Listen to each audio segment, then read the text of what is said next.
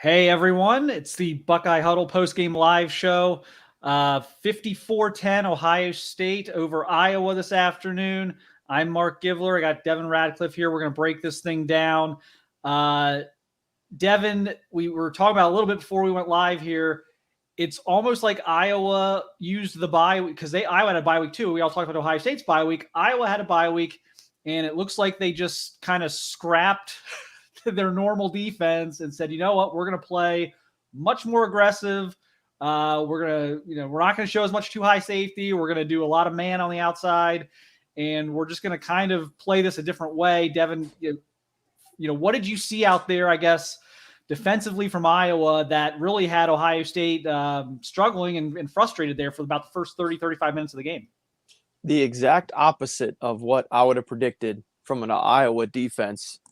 Going back as long as I can remember, an Iowa defense has been bend but don't break. We're going to be fundamentally sound. We're going to make you earn every yard. We're going to play two high safeties. You're not going to beat us deep. And like you said, for 35, 40 minutes, Iowa said, you know what? We're going to do the exact opposite of what everyone's going to expect. We're going to load the box. We're going to play cover zero. We're going to bring pressure. And by and large, it was hitting home and it was working. They got Stroud uncomfortable. They forced him out of the pocket, off the mark.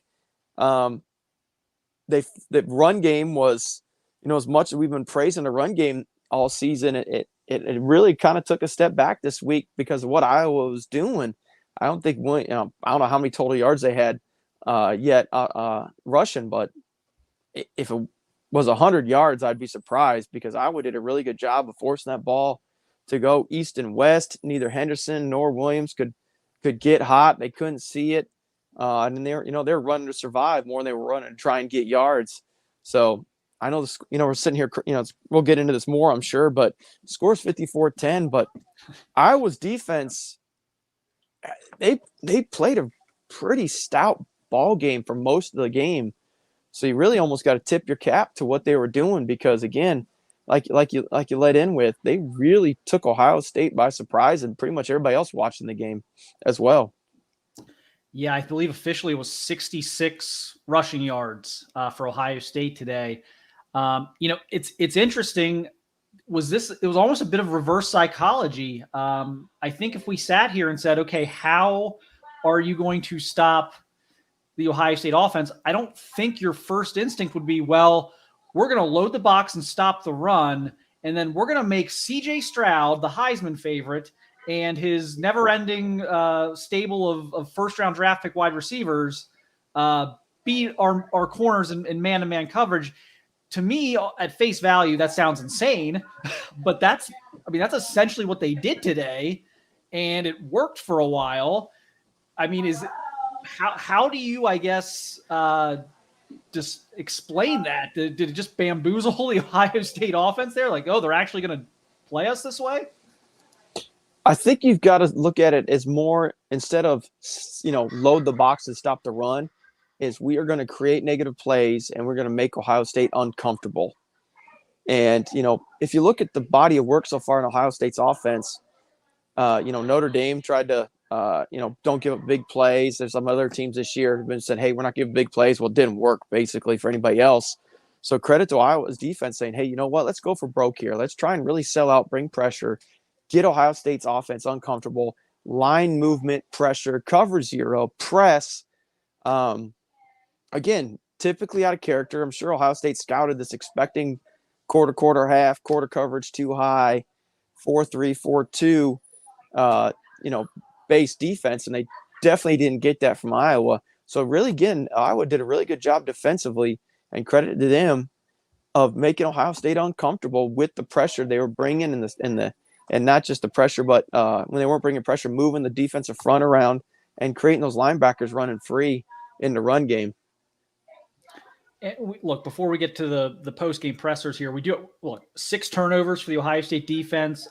Iowa, I said it in my post-game write-up, Iowa's offense was as bad as advertised, maybe worse. But 6 turnovers is 6 turnovers. The Ohio State defense dominated this game. last year's defense. I think everyone is sweating this game out in the fourth quarter. This year's defense, even with the offensive struggles early, there was never a moment, in my opinion, where it looked like Ohio State was going to lose or was in any danger of losing this game. What did you see out of the Ohio State defense today? Oh, I mentioned it before. When you're playing a team that you're supposed to, on paper, dominate, and you should dominate them. And I think that's a mark of a unit or a team, really, that's, if you're looking to say, I saw the stat at the end of the game, Toledo now is the only team they play with the winning record. Well, if you're only playing one team with the winning record and your competition isn't as good as you would like it to be, well, the best way you can demonstrate you're still a good ball team is to go out there and absolutely just squash them. And that's what Ohio State's defense did in particular. See the stats going up there. Iowa had 150 total yards, it looks like. Yep. That's just an incredible performance for Ohio State defense. Granted, Iowa's offense isn't good by any stretch of the imagination. Everyone's been talking about that all year. But Ohio State's defense did what you do when you're playing an offense that's not as good as you are, and that's just dominate them. And that's exactly what they did. And we may have to jump to Ryan Day here in a second, but I thought Zach Harrison was tremendous. Has he been their most consistent defensive? I think he's been their best defensive lineman this year. I know Hall has had some of the explosive plays, the sacks and things, but Zach Harrison's ability against both run and pass has been tremendous. Well, I think with Zach Harrison is one of the things, and I think it's a great example for the defensive line philosophical change in general. Yep. Is he's impacting plays, even though he may not be showing up in the stat sheet, with the pressure he's creating. Like the tip ball, for example. There is no tip ball stat, I don't think, on the defensive line. What did you think about the offensive execution? And we got Day here, so we'll get back to that here in a minute. But Ryan Day. Yeah, interesting game when you start off with so many balls and plus territory there. You look at the end of the game, where the score could even been different. But Iowa does a very, very good job up front, and they take away so many things in the middle and force you to really, throw the ball. And, we didn't do as good of a job executing running the ball early on, but we knew that it was going to take time to crack. It's just the way they are. And so I thought we played really, good football there in the second half, got a good balance going a little bit.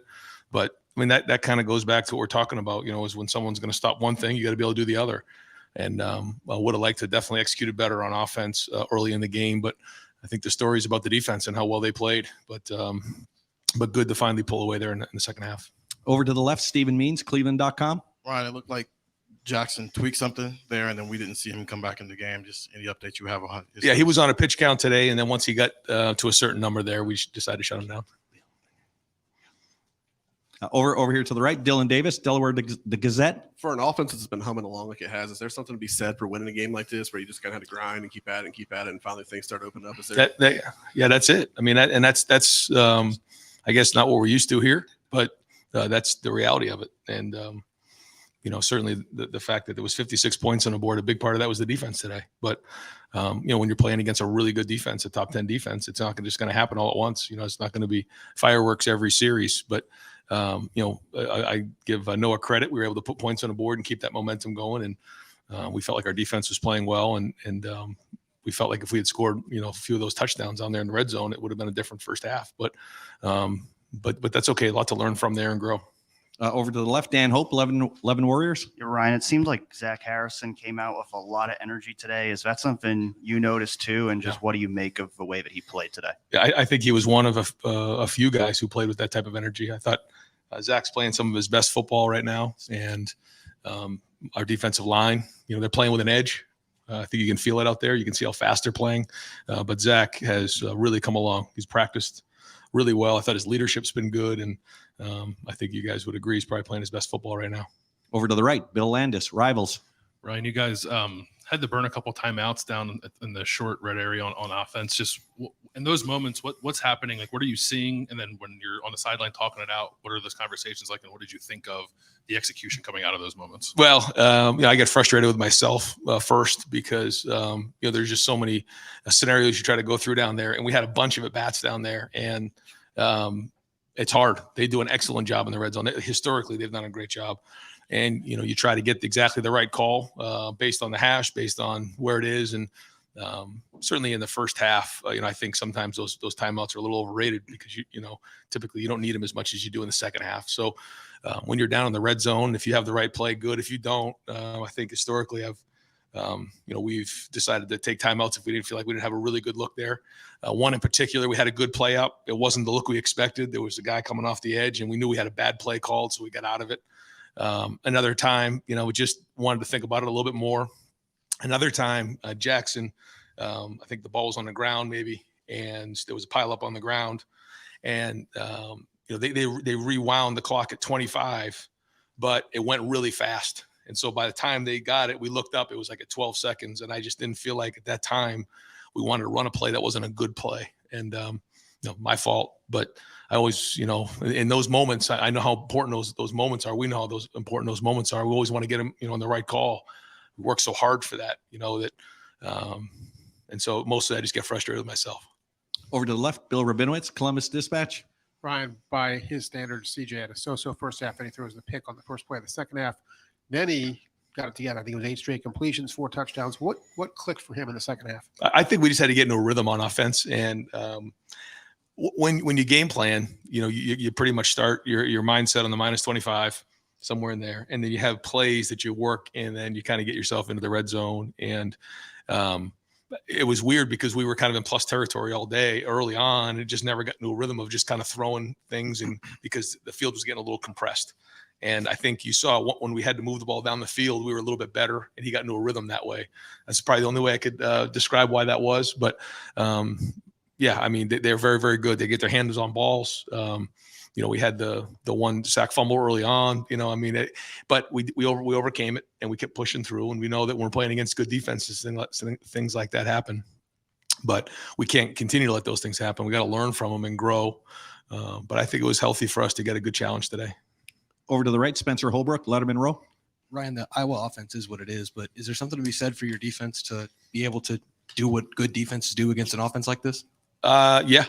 I mean, started right from the get-go, and I thought we were aggressive.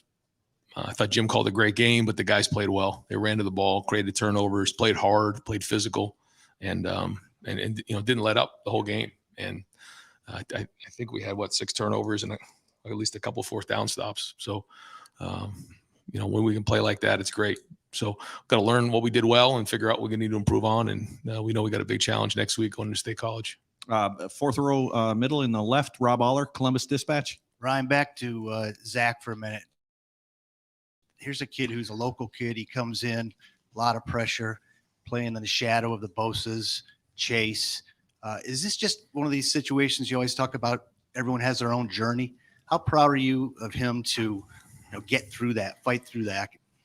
Very. It started with recruiting.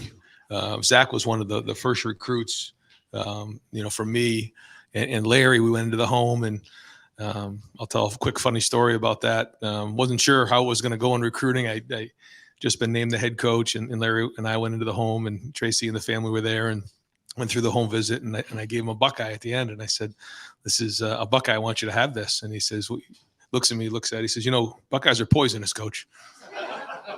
I said, I walked out. I said, "Larry, we ain't getting Zach." And about a week later, Larry comes in. I remember where I was because it was very important for us because Zach was highly recruited. He was a local kid, Olentangy Orange, obviously a tremendous talent and a great culture fit for us. And Larry walks in. He says, "Zach's going to be a Buckeye." He got him on the phone, and he committed, and that was a big deal for us. And he came in highly recruited. But when you look at Zach, he's got long levers. He's really tall, and he's had to grow into the position and grow into his body, and that doesn't just happen. It takes time. And I know everybody wants him to come in and be an All-American as a freshman, but everybody, like you said, has their own journey, and he's been on that journey. And I think he's made a lot of sacrifices. He's worked through some tough times, and you're seeing the best version of him right now. We're going to go just a few more because we got players starting to come up over here to the right. Justin Holbrook, WCMH. What did you see from Jordan Hancock, his first game back, especially with Cam Brown out today? Yeah, I saw a good week of practice, and then made a few plays, and he does a really good job of playing the ball, and excited to get that game under his belt so that we can build on that moving forward. Over to the left, Cameron Teague Robinson, The Athletic. Ryan, you mentioned calling some timeouts in the red zone. I mean, you guys have been really in the red zone all year. When you look at this game, do you look at it as like, hey, we still scored even though we kicked those field goals, or do you look at it like we need to turn those field goals into touchdowns even though we're scoring? Touchdowns. That's it. That's all we focus on. Now, when we can get field goals, certainly we need to get points, and those are important to get. But yeah, I'm going to wish we had calls back. We're going to wish we had plays back. But the number one goal is to score touchdowns in a red zone. That's a huge part of our plan to win. We've been good in that in the past. Not as good today. Over to the right, Clay Hall, WSYX. Multiple choice. Tommy Eichenberg, he's been a great tackler today. He's a pass catcher. Do you need more from the running game as you go forward? That was a concern late in the year last year. How about the run game? Yeah. Oh, yeah. We'll have to look and see what we did well, but what we need to improve on, and where we need to, tighten up, and kind of evaluate it from there. Certainly the numbers don't look great, but there were some good things, and I think there was a sack, right? So, I mean, that may have affected that, on the fumble. So, again, we'll look at it, assess it, and figure out where it's at. But, we want to be balanced. But are you not concerned because of so much talent in the receiving? I don't know if concern is the right thing, but, we're going to have to go back and figure out how we run the ball better. That's for sure. And figure out how we're going to do that. But that's every week. If I have to throw the ball better, let's figure out how to, score points in a red zone better. That's every week. But to say I'm concerned, I wouldn't say that. But we're going to need better play moving forward. Over to the left, last one on the left, Pat Murphy, 24/7 Sports. Ryan, you touched on some of the turnovers. Early in the year, you guys weren't getting those. You've now gotten them pretty consecutively. And then obviously the big breakout today. How important is to have that start rolling as you get into this late stretch of the season here? Yeah, it's very important. And like you said, the challenges are going to get bigger and bigger. And so, we need we need balance across the board. We need complementary football. We need special teams. We need everything. We need all of the above. But again, this is a very good team coming in here. They played a team up north really well. It was 20-7 in the fourth quarter. They played Illinois really well. They had the fumble return to go win the game. They called it back, and Illinois kicks the field goal to win the game.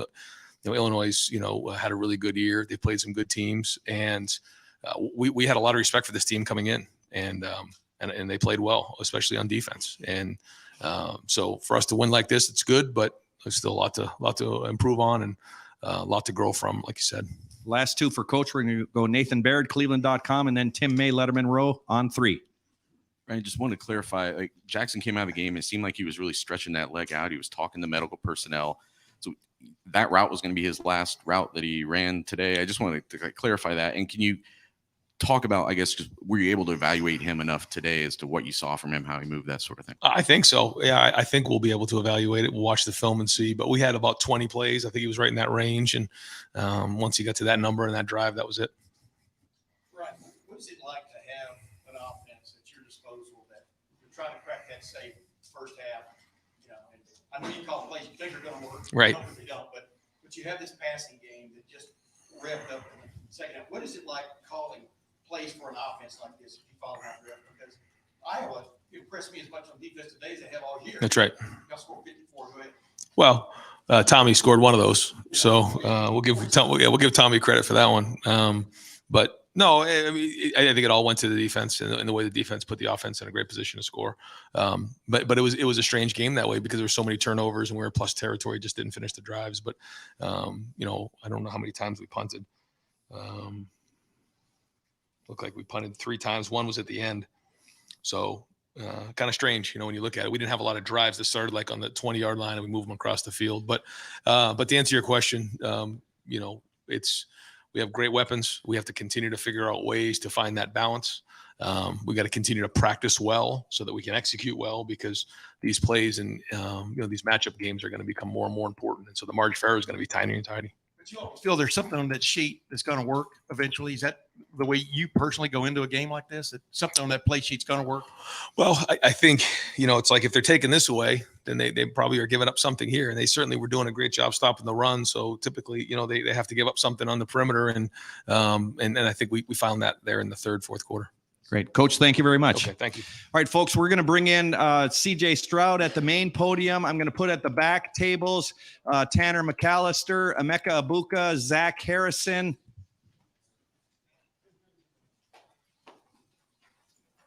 And that's it for now. And after a few minutes with CJ, we're going to go kind of quick with him. I'm going to bring in Coach Knowles at the main podium as well.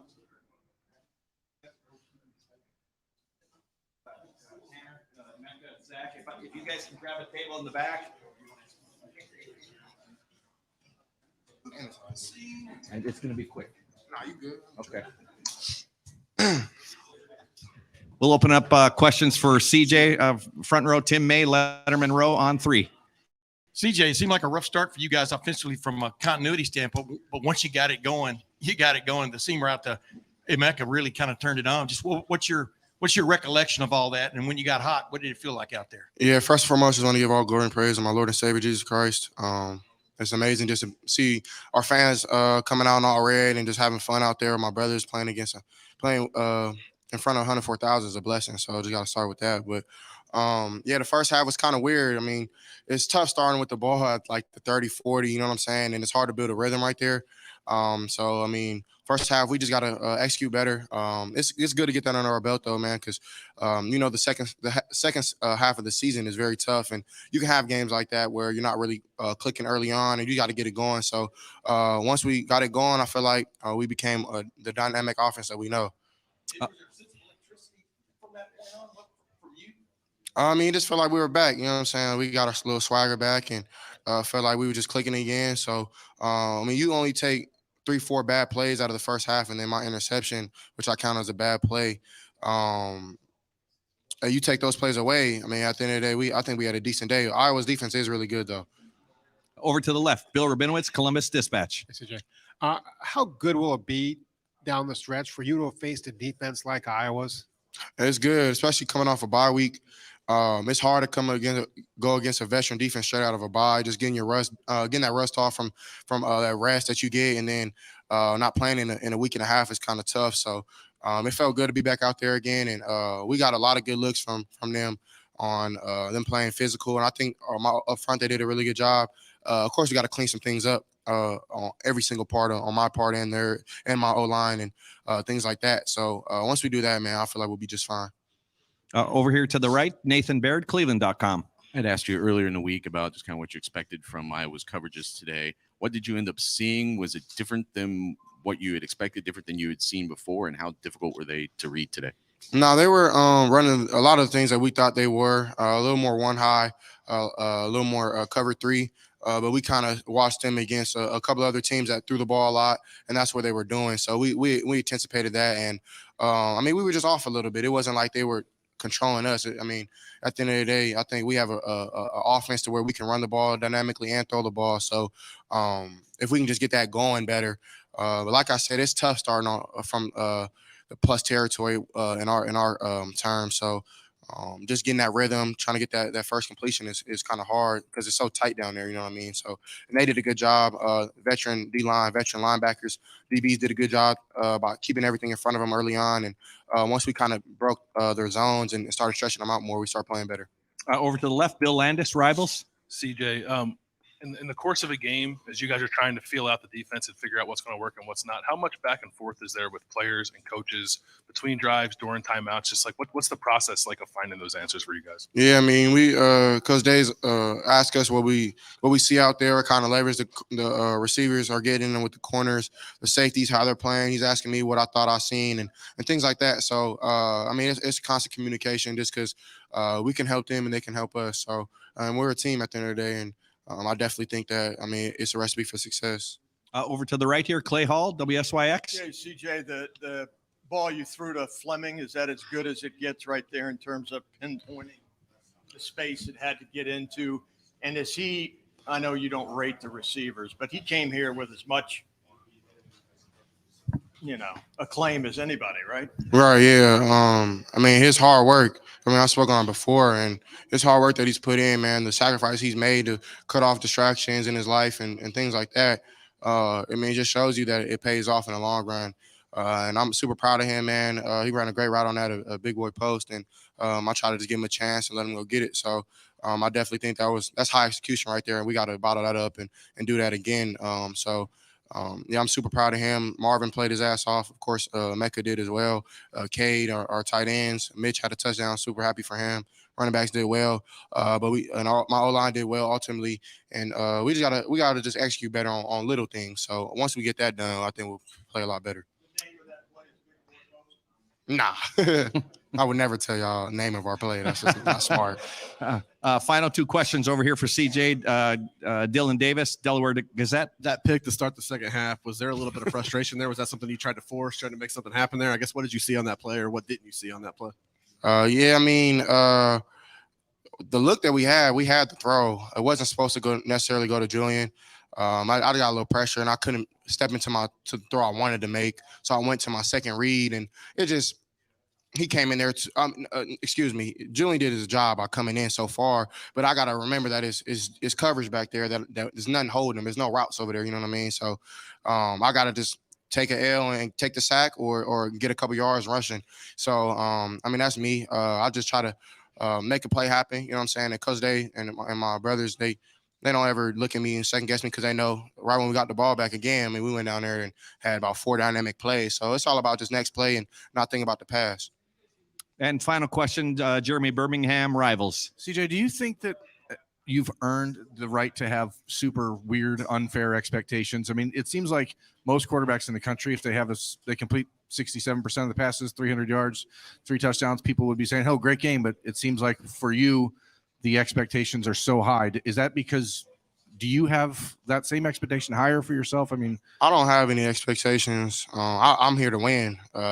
And that's for the fans. You know what I'm saying? That's like for the supporters. That's for them to marry up and think about all the crazy things that we're supposed to do. This is football, man. Like, Iowa is not coming in here to play, like, to give us anything. We got to go take it. So, and I think I told y'all that earlier in the week, is like, they're not just going to back up and just give us what we want with like short passes. They're gonna challenge us, and that's what they did. So credit to them, but credit to our defense as well, man. Like, our defense, they played their butts off, and I'm super happy for every single one of them. And I don't really, like I said, I don't have any expectations though. I'm here to win games, and if that means that I don't hold up to what everybody else think, then so be it. But I think I played well. You take away 2 bad throws and maybe 3, and everybody's gonna be different. You know what I'm saying? So you can't ride the highs, you can't ride the lows. You gotta stay steady head and listen to what's in your huddle. You know what I'm saying? So I think that's what I'm on. Great. CJ, thank you very much. Thank you. God bless.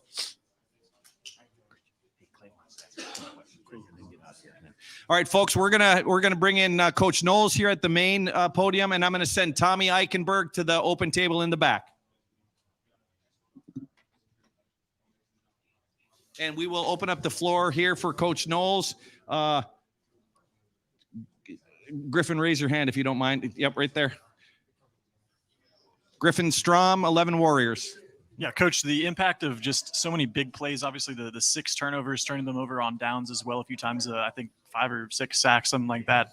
How much did the defense feed off of those huge plays, especially the first snap of the game for them being that interception by Tanner? You know, we've just been trained. We had a great week of practice. I thought the guys were fresh, they were fast and opportunistic, and we've been training for this. And that's what I tell them. It's one series at a time, and we expect these good things to happen by the way we've trained and we played. And I think and I know it has a great effect on the whole team, and everybody feels confident when the defense is playing well. And the turnovers, they help a lot, in terms of field position and in winning the ball game. Over here to the right, Nathan Baird, Cleveland.com. Zach Harrison's a guy who has, throughout his career, really performed a pretty high baseline of success, if not necessarily that like elite play, however you want to define that. How have you seen him progress over just the time you've been here? Because it seems like he is starting to trend towards something better. Yeah, from the first time I got to be around Zach, I mean, I knew that in my mind he was an elite player. I mean, he has great speed, tremendous arm length and the ability to lock out blockers, and his pass rush is really, he has some distinct moves that he uses, so I did not look much at last year when I got here.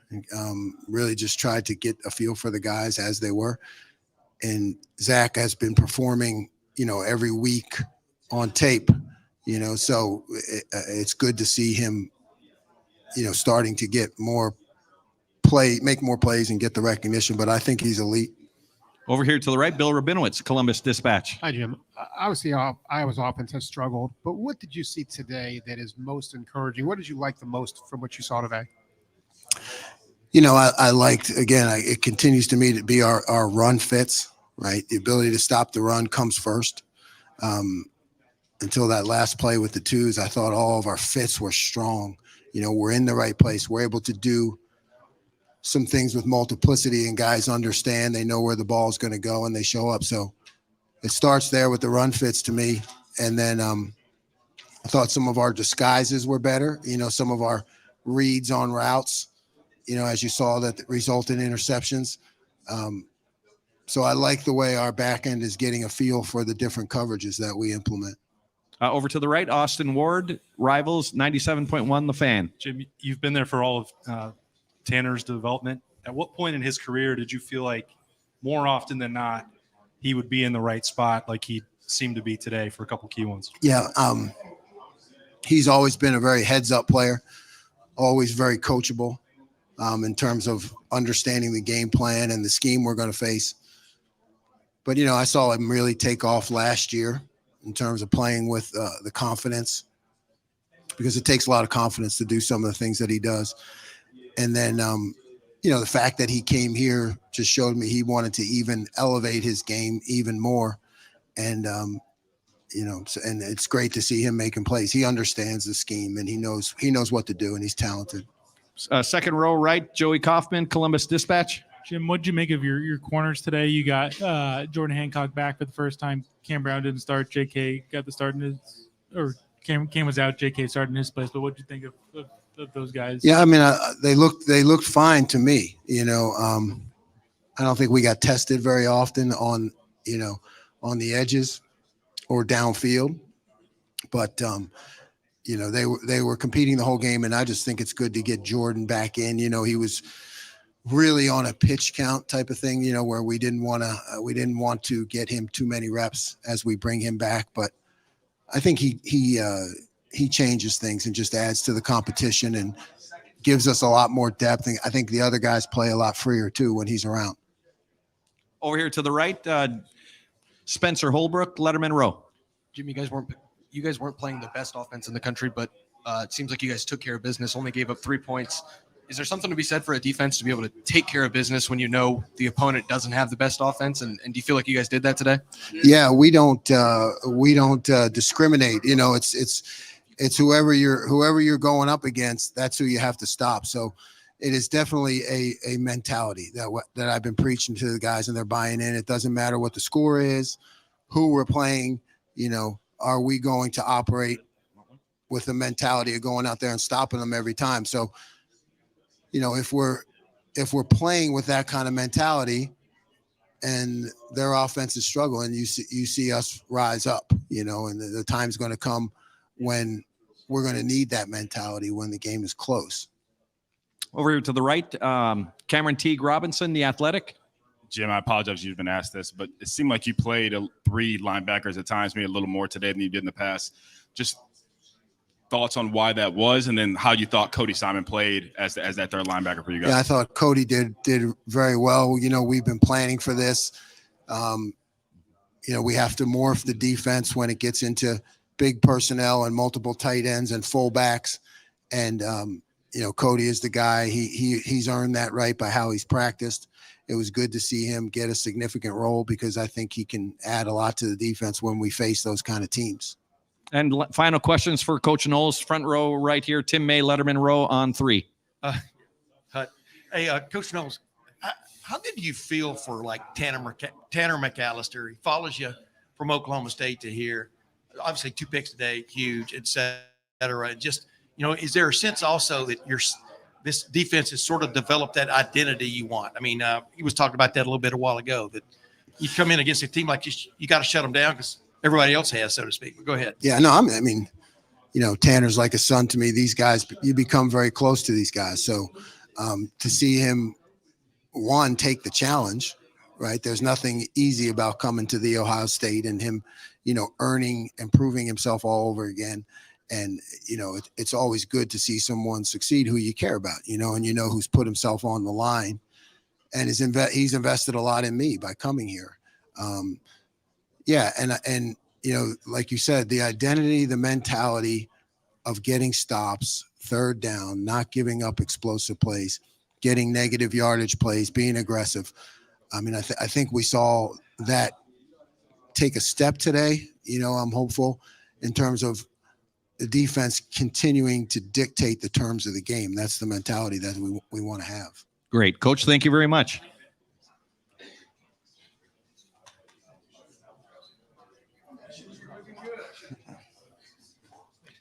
You betcha. Thank you. And we're going to start to wrap up in the back there, folks. All right. We just heard from Ryan Day, CJ Stroud, Jim Knowles, and we're going to throw it over to Kirk Ferentz now at the Iowa postgame.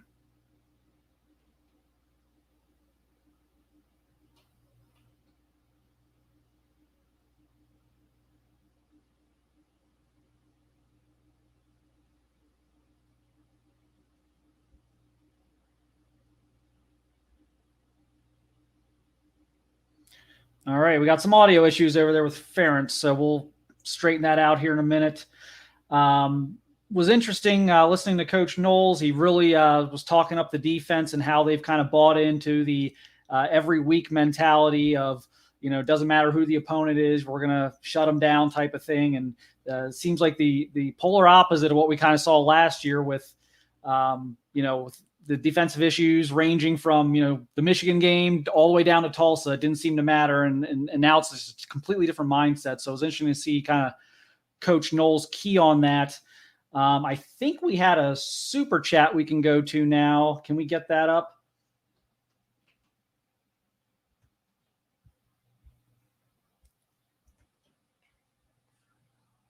There we go. Can someone explain why OSU kept lining up the running back 8 yards behind the line of scrimmage on 2nd and 3rd and 1, making the guy run 10 yards to get 1? Doesn't seem like the best decision. Well, you know, that's the offense. You have to run your offense regardless of down and distance. That's what they do. And I thought today was more about the cover zero. I thought they were outnumbered. I think that was the biggest issue. I didn't think so much it was where the running back was lined up or kind of even so much, you know, the type of running play that was called. I think Iowa did a lot of cover zero. They loaded the box. They outnumbered Ohio State. And I think for me, as I was watching, kind of the question was on some of those short yardage situations, you know, should they have been throwing the ball given the numbers situation? I think we got Devin back here. Devin, do you want to jump in on that and kind of give your take on Mike's question?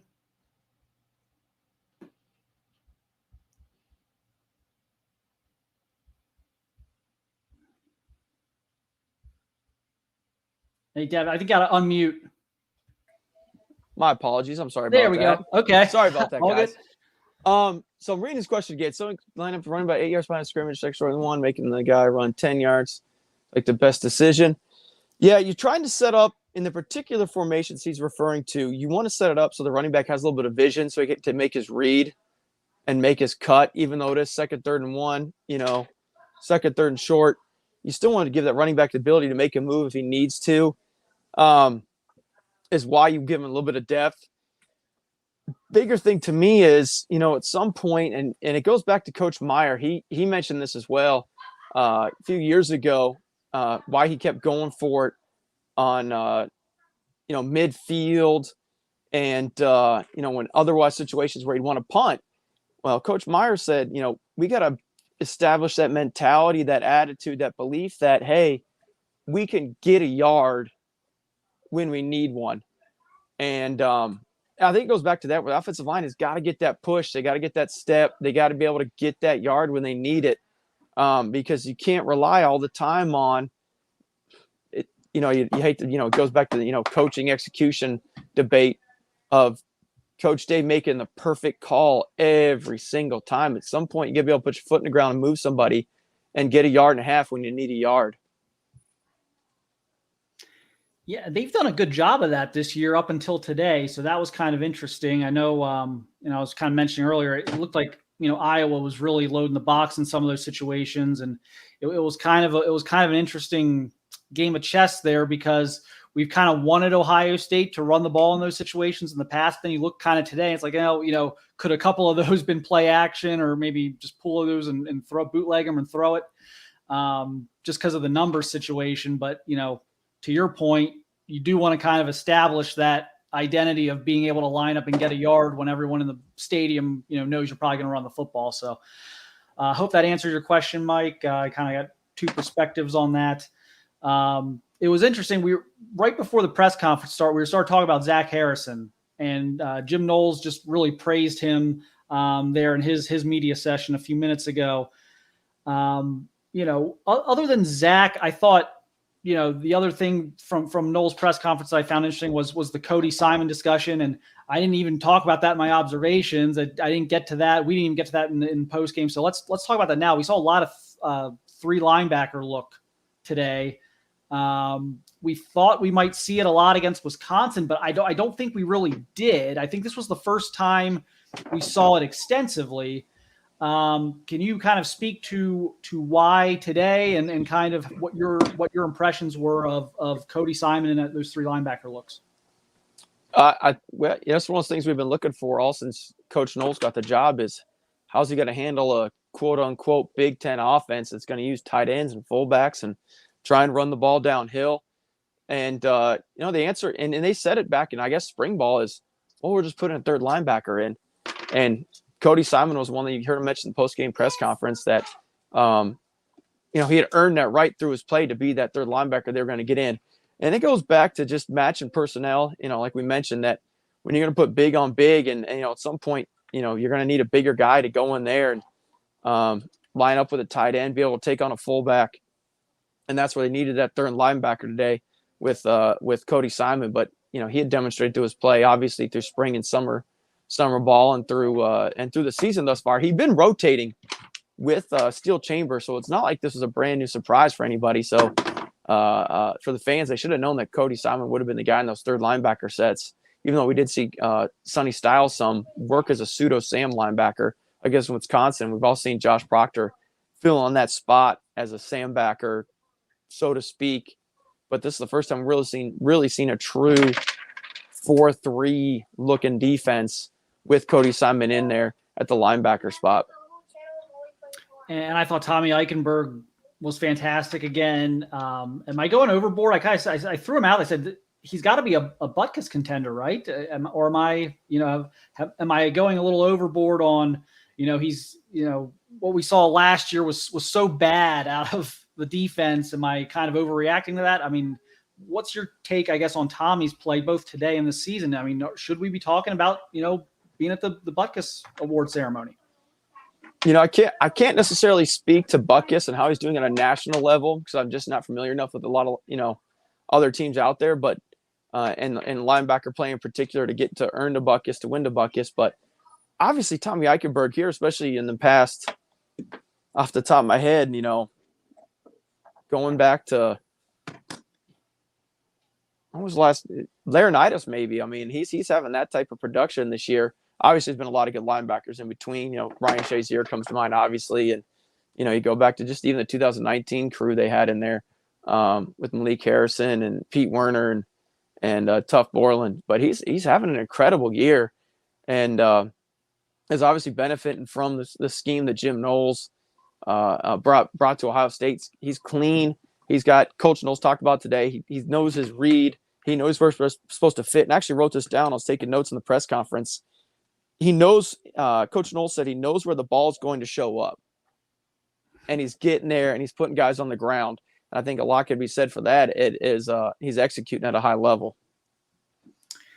Yeah, it was that was kind of the book on him too, coming out of St. Ignatius. I had seen him play numerous times junior, senior year, and he always was around the football, which is why it was kind of so shocking to me last year watching some of the play out of the linebackers that I'm like, man, I know these guys are better than this. And so it's been really fascinating, I think, to watch, them basically take a guy who struggled last year, who's now in Eichenberg, who's now, trending toward maybe being a Butkus finalist, and then taking someone like Steel Chambers, who was playing running back, not too long ago, and obviously played linebacker in high school as well. But was in the running backs room not too long ago. Is now also Steele Chambers had a great game today too. Are you continually surprised by how quickly this is coming together? I saw on the Fox broadcast, they said that in total yards per game, the Ohio State defense is the second most improved in all of college football this year. Are you surprised how quickly this has seemingly come together? Yes, I am. I expected improvement. I didn't expect this much improvement this fast. And I was really, really excited about the Coach Knowles hire. So, again, I was expecting improvement, but it just goes to show you what an incredible job him and his staff and all the guys you brought with him have done of getting these guys playing at such a high level. And again, it's not to say they haven't had their struggles here and there. It's well documented. Corner plays in particular is the one that seems to be the hot button issue with Ohio State fans. But it has really been a heck of a coaching job by Coach Knowles and all his guys that they've done, just completely implementing a brand new scheme and changing the culture of that side of the ball. Yeah, can't blame the corners today. They weren't really tested, so I guess they get an incomplete today. This was, they were down a little shorthanded, but Jordan Hancock back. Got to see him get some snaps. That was good. That'll hopefully build up for him as the next couple weeks go on and until he can play even more snaps. I know he was having a really good all. They were very excited about him, like back in the spring and in the summer. So that was good to see. This has been talked about kind of really under Ryan Day's entire tenure is, leaving the starters in, kind of we'll switch gears here a little bit and go to the offense. I know people have been like, why is CJ Stroud still in the game? There was a little bit of that today. I wrote about it after the game. I liked it, just kind of given how the first half went. I just felt like you didn't want to have a bad taste in your mouth. You're winning pretty big, but you don't have a bad taste in your mouth about your offensive performance, maybe going into the game against Penn State. You come out of the bye week, I think you're expecting to hit on all cylinders, and you're obviously not doing that in the first 35 minutes of the game. I guess, what were your thoughts on that? And do you think that has some carryover? Just, those last few drives, it looked like it had all year. They really seemed to solve the Iowa defense at that point. Do you think that has any carryover? It's going to be a different style of defense they're going to see with Penn State. Their defensive coordinator, Manny Diaz, he's a guy that made his name, cut his teeth, if you will, on being exotic, bringing crazy pressures. So it's going to be a different style of defense they're going to see. But at the end of the day, they're going to try and create pressure. They're going to try and create negative plays. They're going to try and create, get CJ Stroud and the Ohio State offense uncomfortable and force ball go east to west in the run game, etc. So just for Ryan Day to keep the starters in there when they finally got hot, cracked the code. I understand where Coach Day's coming from. They got hot. They cracked Iowa's defense finally. So you want to try and get that rhythm and, like you said, create that carryover going into next week when they run into Penn State next week. And we've got the stats up there on the screen for you guys who are watching here. More than doubled them up in total yards, almost 300 passing. The 66 rushing. We kind of talked about that a few minutes ago. Just was not a good day up front running the football. A lot of numbers in the box for Iowa. Certainly not the best game for the offensive line today. Is that something where maybe that's kind of what you win by 44, but you still have some things here you can kind of talk about and go over this week where I think most times you win by 44. It's like, gosh, what do we yell at them about this week? But I think there's some things here up front. So, we talked about some carryover there. Obviously, they don't want this to carry over to Penn State. What did you see, I guess, up front today that maybe needs to get fixed here in the next week? The biggest thing to me, and we saw it early with the stunt hit home, which created the Iowa's only touchdown for the game on the sack, fumble, scoop, and score. And we saw it later in the game or throughout the game, line movement by Iowa's defensive line. Sorry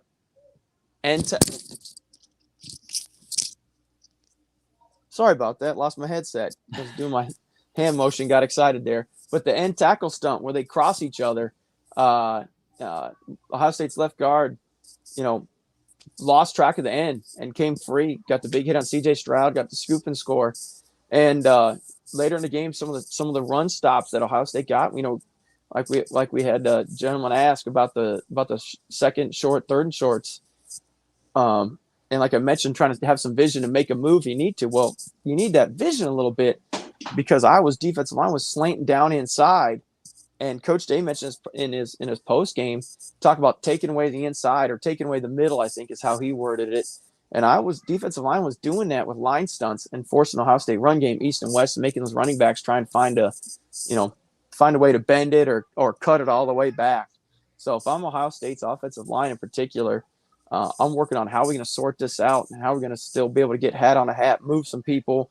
What can we do in the run game to take advantage, not to take advantage, if you will, of teams that are going to slant and move their guys around. And we got to figure out a way to make them pay for it.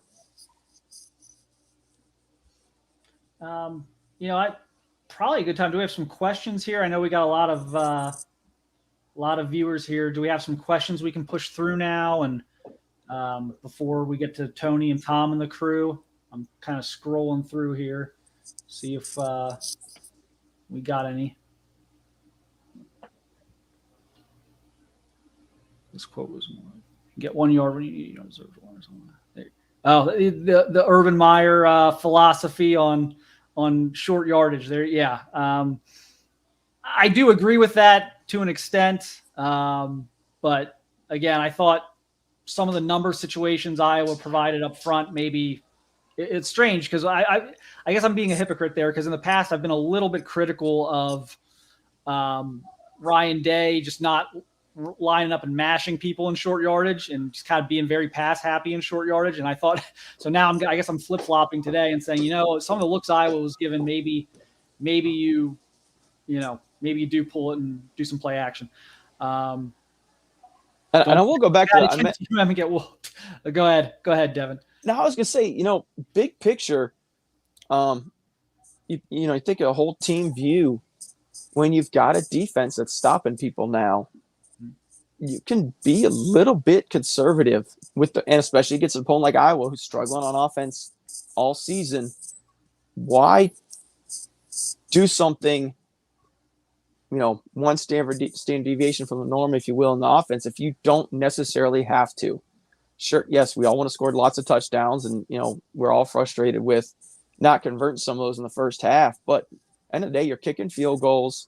You're absolutely just shutting them down on defense. And the only touchdown they had all game was a turnover that was created.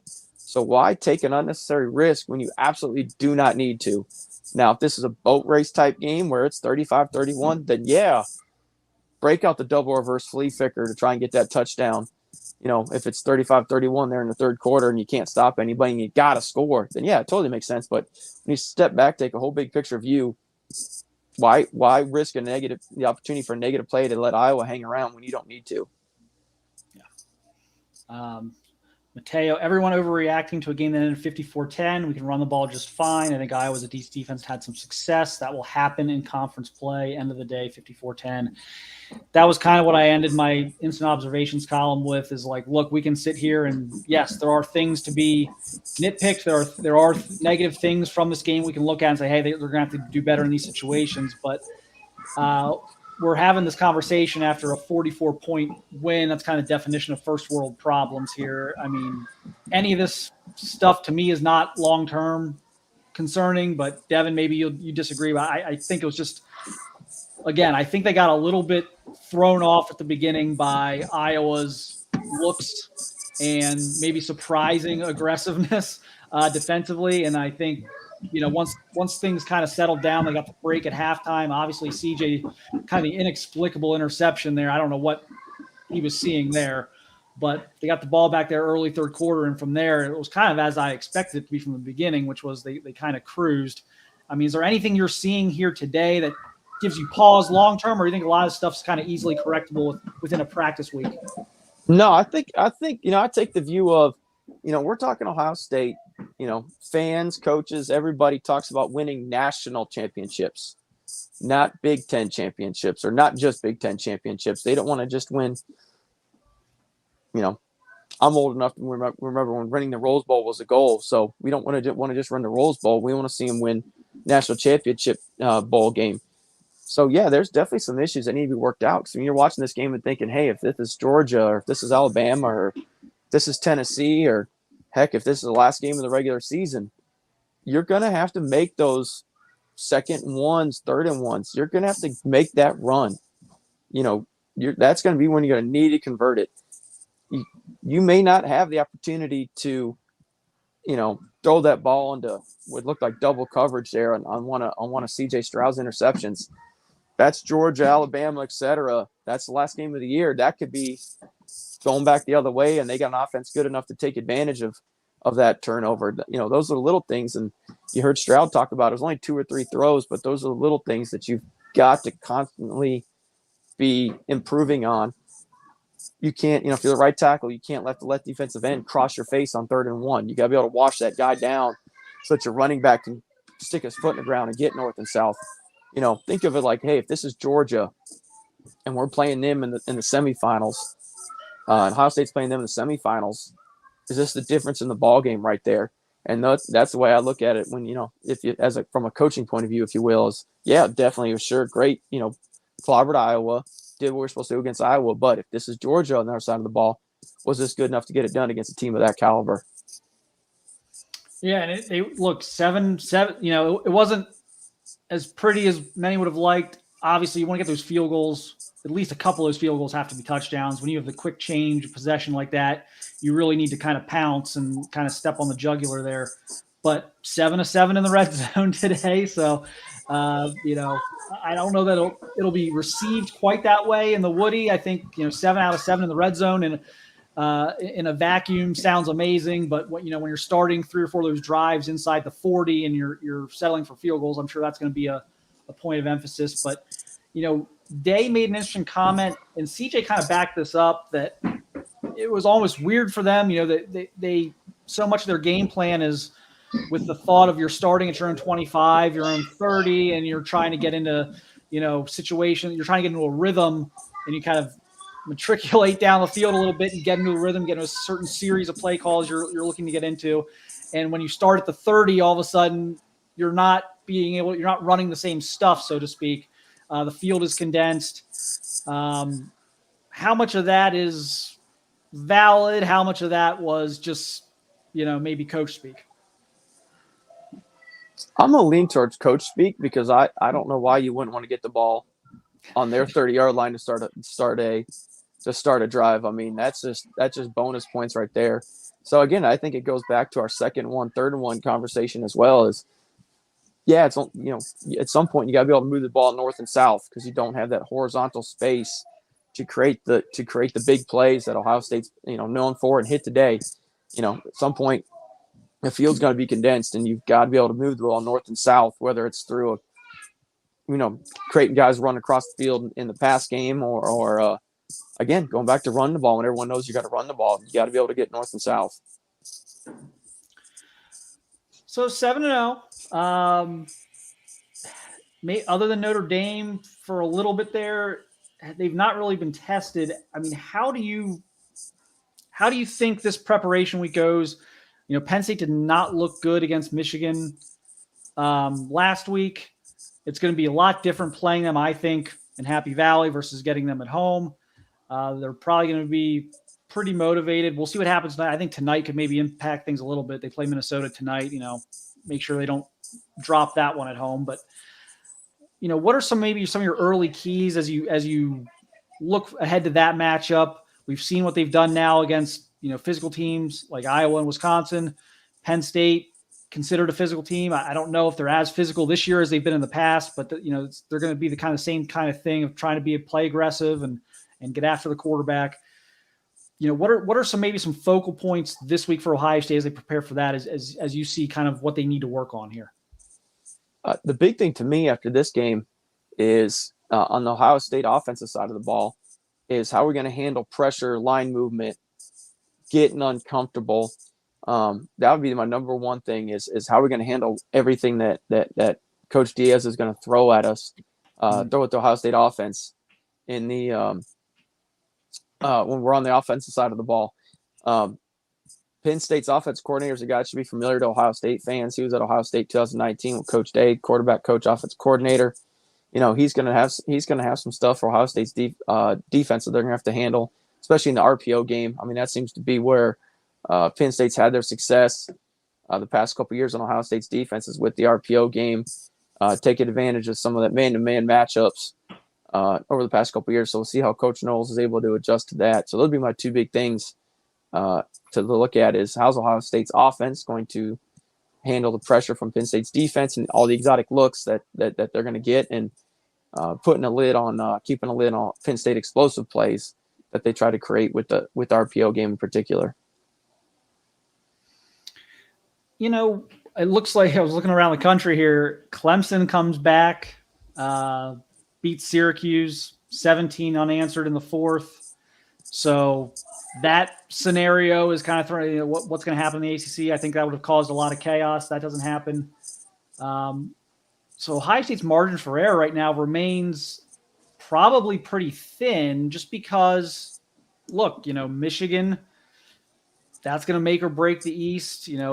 I think everyone's kind of expecting those two teams to meet undefeated. Maybe that'll happen. Maybe it won't. But how do you, I guess, kind of keep the foot down right now on that, knowing that, look, Clemson keeps winning. The SEC still got a couple undefeated teams. We'll see what happens. I think that's a big day for the Pac-12, kind of see what the chaos is there. But from as a coach yourself, kind of how do you balance this line now from every game is a must win, but, things are rolling pretty well and you don't want to turn a situation into some high stress situation that doesn't need to be when the team should be, kind of playing more relaxed and just kind of let things flow. So how do you balance that, I guess, right now as we start, 3 weeks ago, we're not talking about the playoffs. Now we're getting down to crunch time. So how mindset the locker room as a coach, kind of what do you see? How do you massage this, I guess, the balance between these are must-win games, but also, hey, let's relax and keep doing what we're doing?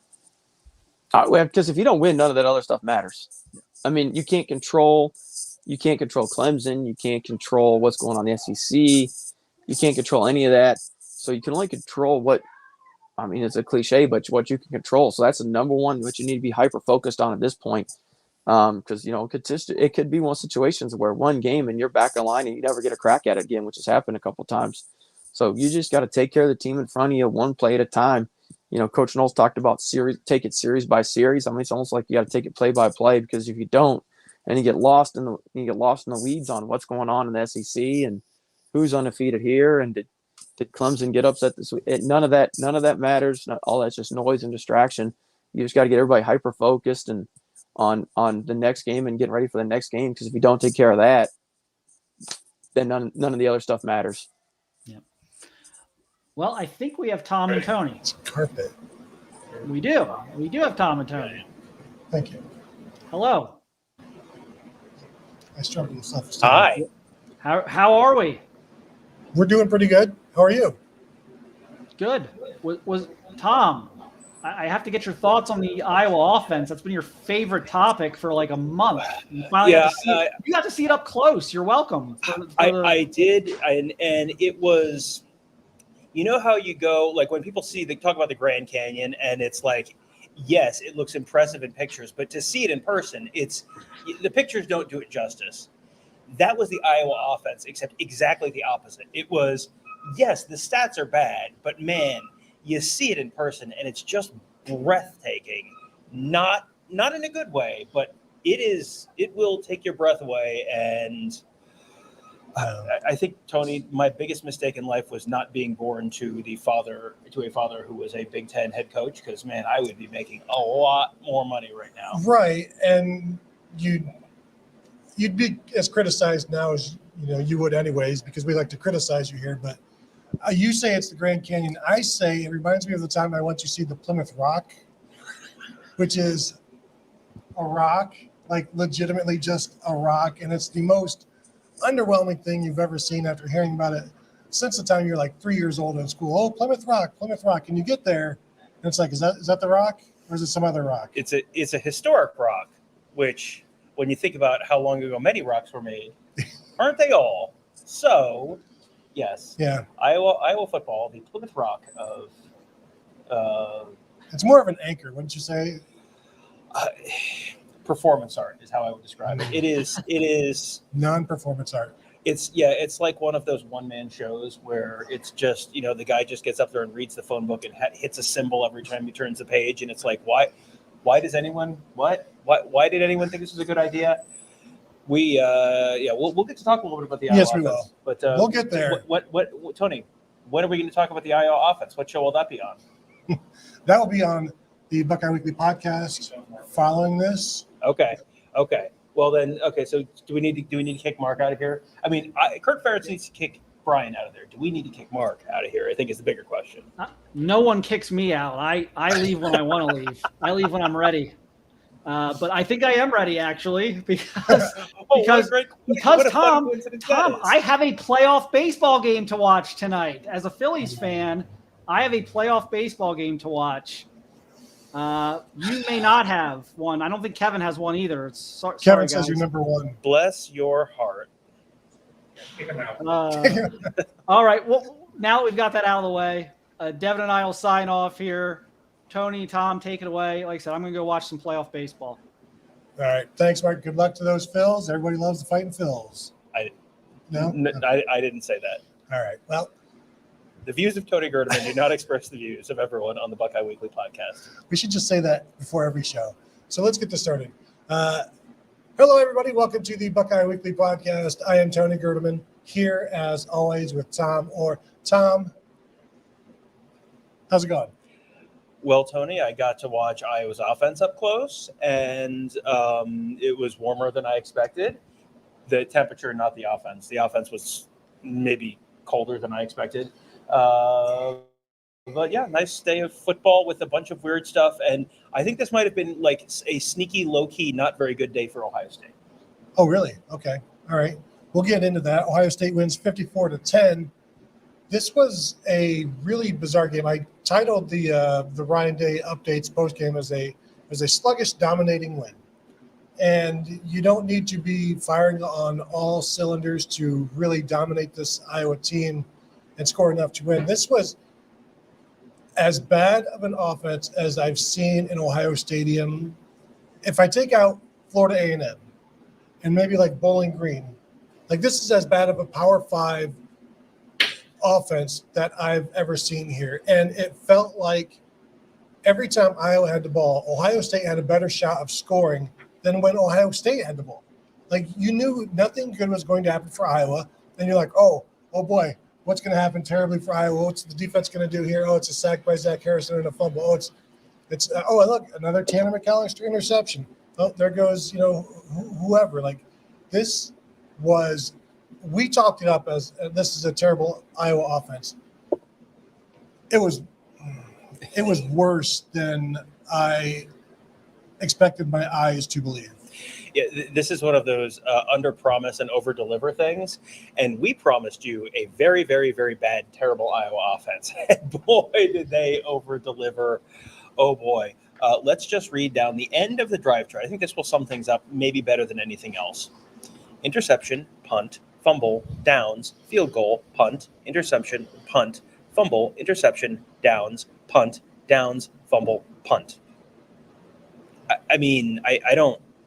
The number, the plays in yards is. I'll just read down. Let's read down the number of yards that they achieved for that spectacular poo-poo platter of results. 0, 3, 1, 8, 44, 1, 0, 24, -1, 1, 20, 19, 9, 31, 7. The amazing thing, Tom, is this offense was so bad. They had as many 1-and-outs as they did 3-and-outs. Only three 3-and-outs in this game for Iowa is an incredible stat considering how bad the offense was. They had 3 1-and-outs. They had a 2-and-out in there as well, and of course the almost gotcha fake punt for a 4-and-out in there as well. Just horrific. I hope no children watch this. If they did, please speak with your children about this. Explain to them that this isn't acceptable, that this is. You don't want them going to school and becoming an Iowa offense. Like, you've got to dip this one in the bud. Kirk Ferentz was asked about the fake punt, and he wanted to make sure it was very clear, everyone understood that was the punter did that. That was not a called thing. That was it. And they changed the quarterback at halftime. Yes. So I'm glad the children can be held accountable. Will Daddy's special boy be held accountable? Tony, oh, we have a super chat. You're going to have to wait to find out. Yes, Jason with the super chat. Zone runs into Iowa's cover 0. Can we get some gap blocking? Zone is for cowards.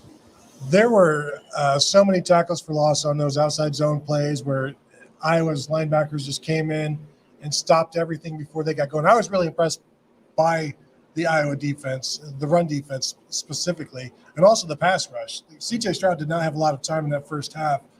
But, yeah, the running game, Ryan Day said he's not concerned. You know, I assume they're thinking of this as a one-off, but I was surprised at how poorly they ran the ball. And not this isn't part of that per se, but Ryan Day was saying like they couldn't get a rhythm. Tom, do you know why they couldn't get a rhythm offensively in the first half mainly? Mainly because they were not getting first downs very consistently. No, Tom.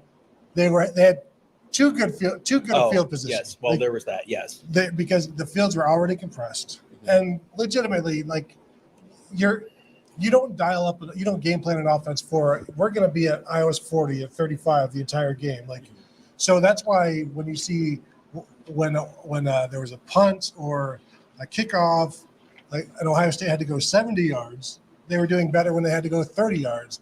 And at one point, they had 3 scoring drives of 24 yards or less, and I think they were all field goals, not counting the 15-yard Tommy Eichenberg touchdown. Like this was a very disjointed game, and Ryan said they couldn't really get rhythm until the second half.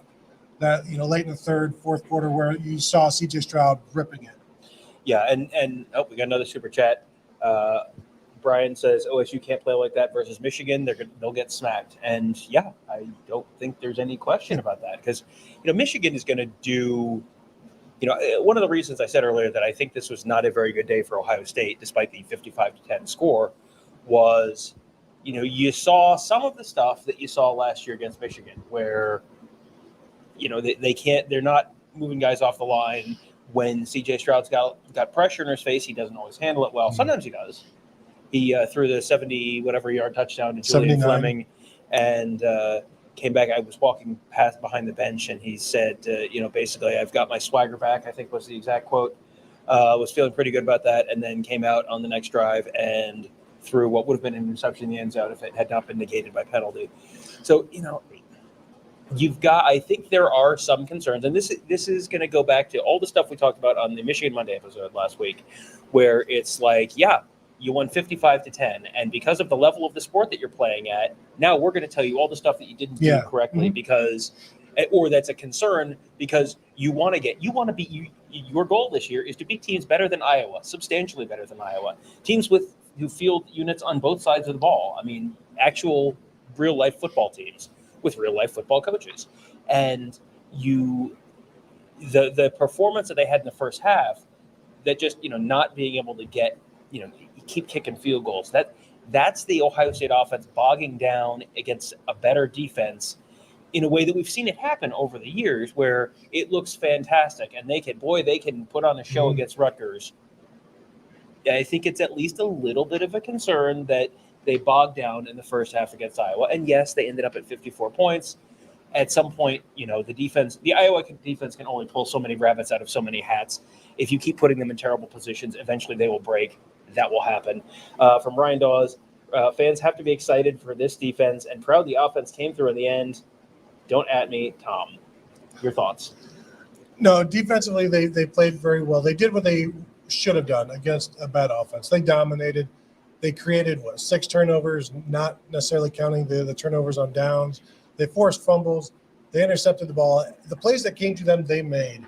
And when Iowa would get like an 8-yard run, it's like, whoa, holy cow. And then basically the best offense for Iowa was the draw plays on 3rd and long. And so when that's your only offense, the defense has done its job. The offense came on late. I do think CJ Stroud, until the fourth quarter, this was arguably his worst game. And he finished with 20 of 30 for 286 yards, 4 touchdowns, 1 interception. You had one interception taken away on some penalties, but had some really bad throws, throwing off his back foot a lot on throws that he normally would make, but just I don't know if it was the pass rush that was getting to him or he was feeling a pass rush because it was getting to him at times, but wasn't as accurate as he could be. That first pass to Julian Fleming ended up being like a 20 or 30 yard gain. It should have been like a 50-yard touchdown because it was behind him. It was the same exact play, similar play. It was a post pattern, and it was just behind Fleming. So, he threw it to the defense basically, and Fleming still came down with it. But overall, you look at the numbers like, wow, that's another great day for an Ohio State quarterback. But you look at the entire game, and it's Ryan Day doing him some favors. I think quite a bit there in the second half in the fourth quarter when they don't necessarily need points, and you're still throwing the ball to allow people to look and go, 286 yards, 4 touchdowns, another great day. If Iowa had any offense, or if Iowa had a good offense, this is a game. Oh, very much. If Iowa had even an average offense, this is a game into the third quarter at the very least, because it was a, anytime Ohio State made a mistake, it felt like Iowa just quit. Well, okay, no, here, please, Yeah. No. I couldn't possibly. I insist. What do you make of the second time in 3 games, I think, where CJ Stroud comes out of the locker room at halftime, and the first play after the half, right? It was the first snap after the half, throws an interception. That seems like that should be when teams, you have a scripted play off the top. You generally look pretty good on your first drive of the game. Coming out of the locker room, you've just had a chance to sit down, talk things through. It feels like you should be, that should be where, man, we had just the perfect call and we were set up for success. And then 2 times in 3 weeks, 4 weeks, whatever it is, he comes out and just immediately, first play, like it's a predetermined read, and then throw. And this was not quite as egregious as the last one. No, Jack Campbell made a really good play. He made a good play, but still, like you, what do you make of that? I think it was just a continuance of the first half for him, where it was not good. He was not accurate, and I don't know if he's just not locked in as he needs to be, but you see this almost every game with him so far this season. And I go back to the time when he said he was, I can't get bored. I don't think he's bored. I don't know if he's as engaged as he needs to be for the entire game, or if he's just taking some of these defenses for granted. And, I can get away with these things. And that's something that returning starters do tend to do. I mean, you saw Trevor Lawrence as a sophomore throw way more interceptions than he did as a freshman, if I recall. You feel your oats a little bit more, but that's feeling your oats into tight windows. This is some inaccurate throws, and again, finished completing 67% of his passes. So what you can't really say anything about that, because what he does is he finished really strong, making some incredible throws. The touchdown pass to Julian Fleming was fantastic. There's really good coverage there. It was a deep throw.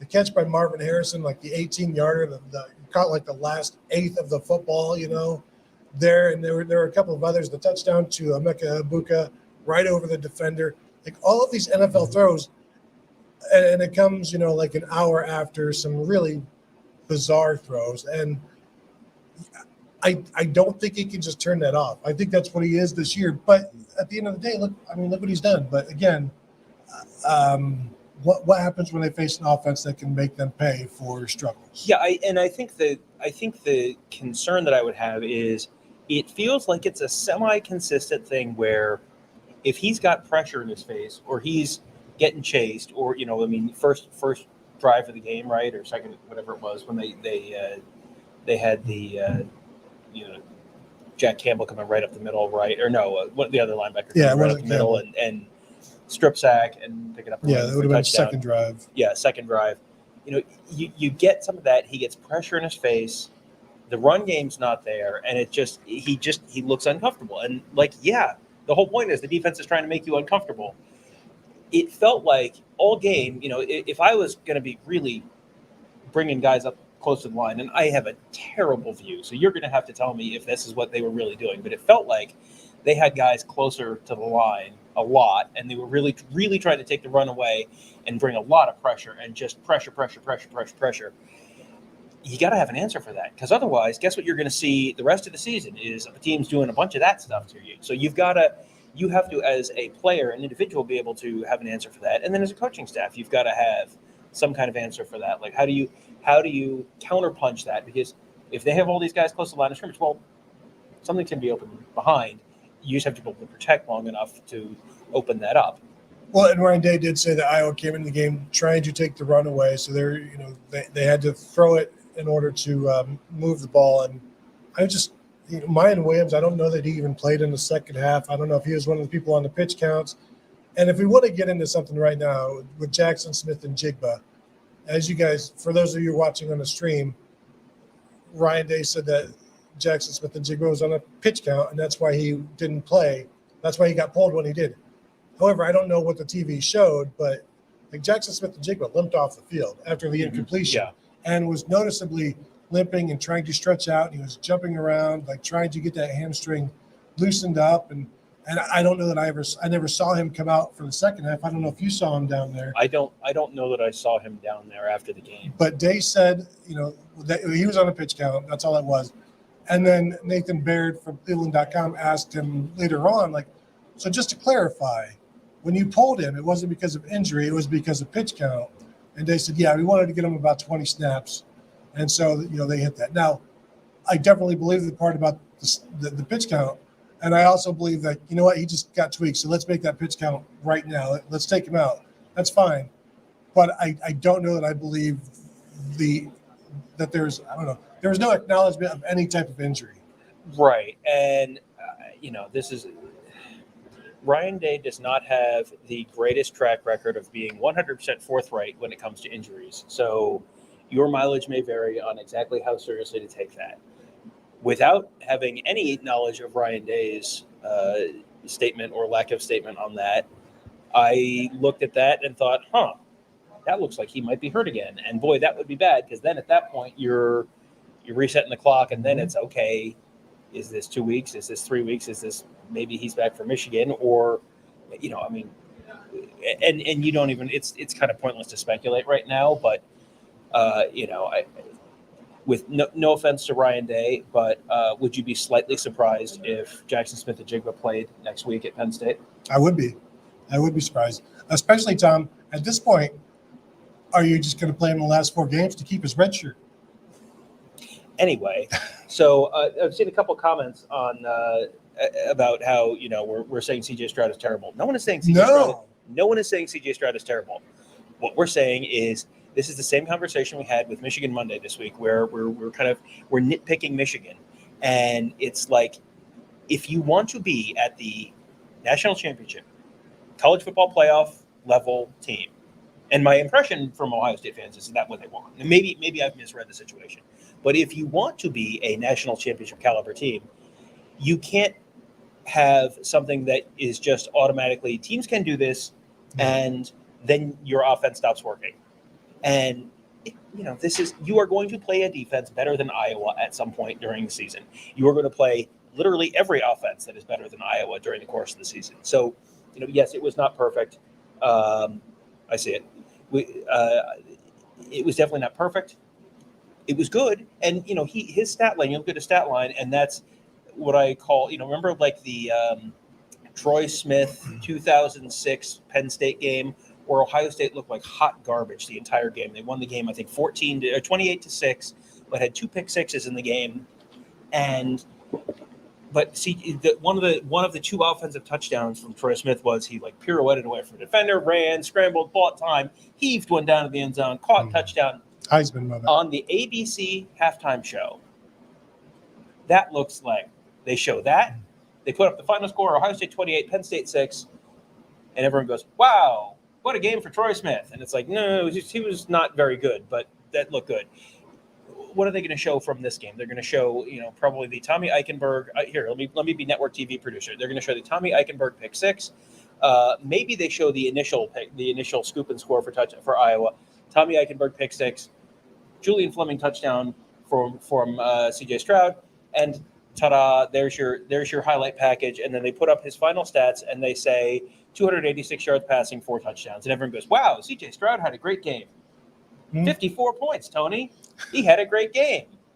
And to your point earlier, like Ryan Day did him a little bit of a favor. That felt a little Heisman adjacent, that he was in there as long as he was, and they're throwing a little, you want to finish the drill, okay, and you're not, we have said all year that Ryan Day should be a little more aggressive with that in the second half. So you're clearly not complaining, but that was not CJ Stroud's best game. And if CJ Stroud plays like that against Georgia or Alabama or whoever, there is a chance that is not good enough. There's a significant chance that that's not good enough. Now, Clemson also had a if you play like that, it's not good enough game today.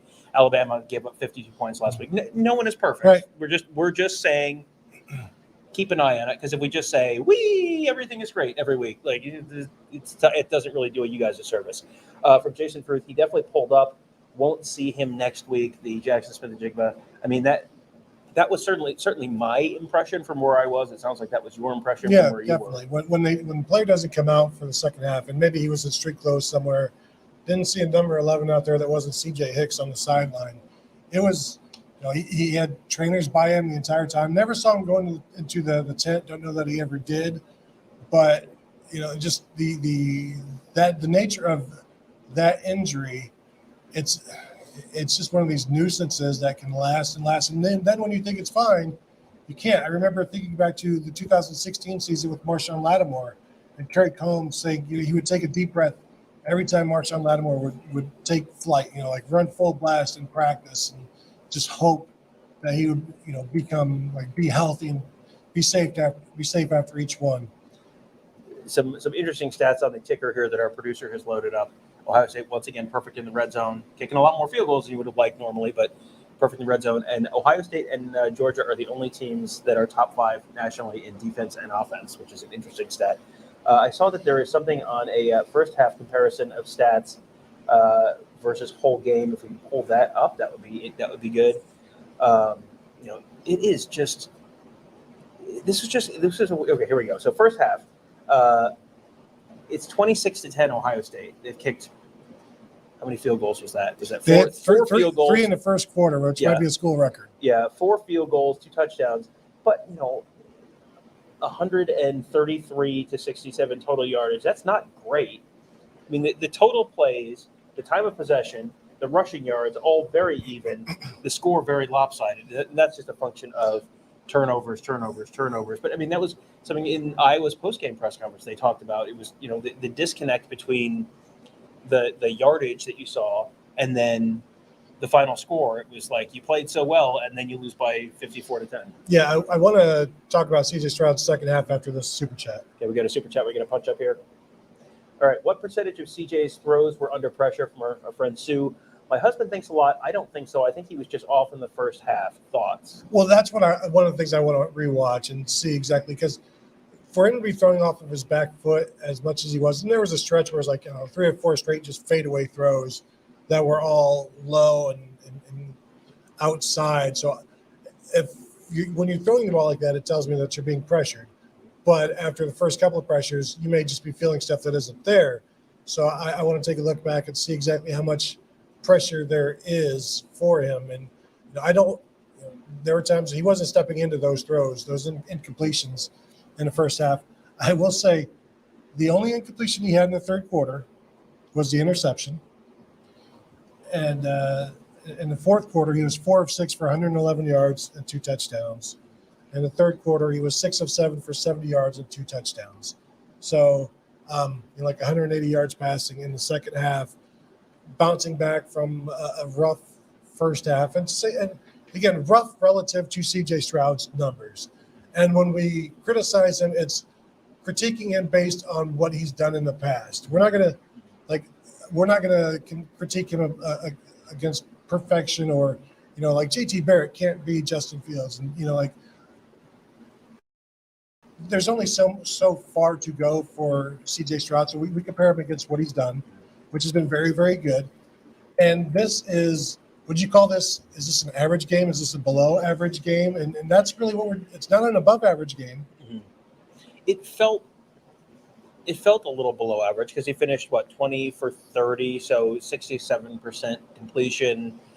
But it felt worse than that. It's like all the numbers were below average except for maybe the 4 touchdowns. Yeah, and it just looked a little Victim off. of his own success type. Jordan Kapler wants to know, Tom, did you have to take Dramamine before taking pictures of Iowa's offense? I mean, it was a game where I probably should have had some more caffeine beforehand. Yeah. It's truly remarkable, and we have. After the game, let's lead into this right now. Yeah, I want to hear about the post. So post game, Kirk Ferentz comes in, and this, I felt so bad for the Iowa players because they march in 5 or 6 Iowa players, and the running back Caleb Johnson it looked like a hostage video. I felt so bad for him. They all have newspapers in today's day. It reminded me of. It reminded me a lot of the end of the 2017 Ohio State Iowa game where it was. Urban Meyer was in there, and then Billy Price, and then 1 or 2 other players, and that was it. And it was like, well, the people who did this crime are not in here. So where is Greg Schiano? And I wrote that, and I got a little bit of blowback for that at the time. But I will stand by that. And you know what? Sorry, Brian Ferentz. If you want to be Daddy's little offensive coordinator, you probably need to stand up and answer questions. But he didn't. So that's okay. Kirk Ferentz was asked about Brian Ferentz. Doug LeMaurice of Cleveland.com asked some really, really good, pointed questions that I liked. He asked almost verbatim the question I was going to ask, which was, so you're comfortable changing your quarterback at halftime. At what point do you consider making a change at offensive coordinator? And Kirk Ferentz said, well, I've been doing this a long time, and I've never done that ever in the middle of the season. Never made the change. We'll evaluate that after the season. And then there were some other questions, and I want to play a little clip from that press conference because I don't know if this was on live during the live stream or not. But I want to just kind of play a little bit of a clip from Kirk Ferentz's press conference. There are going to be a couple little pauses in the middle, which is someone asking a question. You will be able to glean, I think, the gist of the. You won't necessarily be able to hear the question. You'll be able to glean the gist of the question from the answer after. This is just about a minute and a half. I thought it was interesting. Wanted to share this with you. That's football, and I got in trouble for saying that. What year was that? So let me retract that statement, but that's how football can play out sometimes. And, I've got a long history at our school going back to the 80s as well. And, been through all kinds of years where, you're really strong in one area and maybe not so strong in another area, that type of deal. So at least here, that's how it works out. And you try to play the hand you're dealt as well as you can. And, try to improve in the areas where you're not playing at a highest level as you like. I think the one consistent thing when I was here in the 80s or the last 20-plus years, we've had high-caliber guys. So I'm not surprised with the feedback they're giving you because that's how they are. And they know how hard the guys are working. Everybody's working hard. We all train the same. We all practice the same way. And they know guys are working hard, and I think they support each other. And, we're going to just keep pushing forward and see what we can do with this season. That's our plan.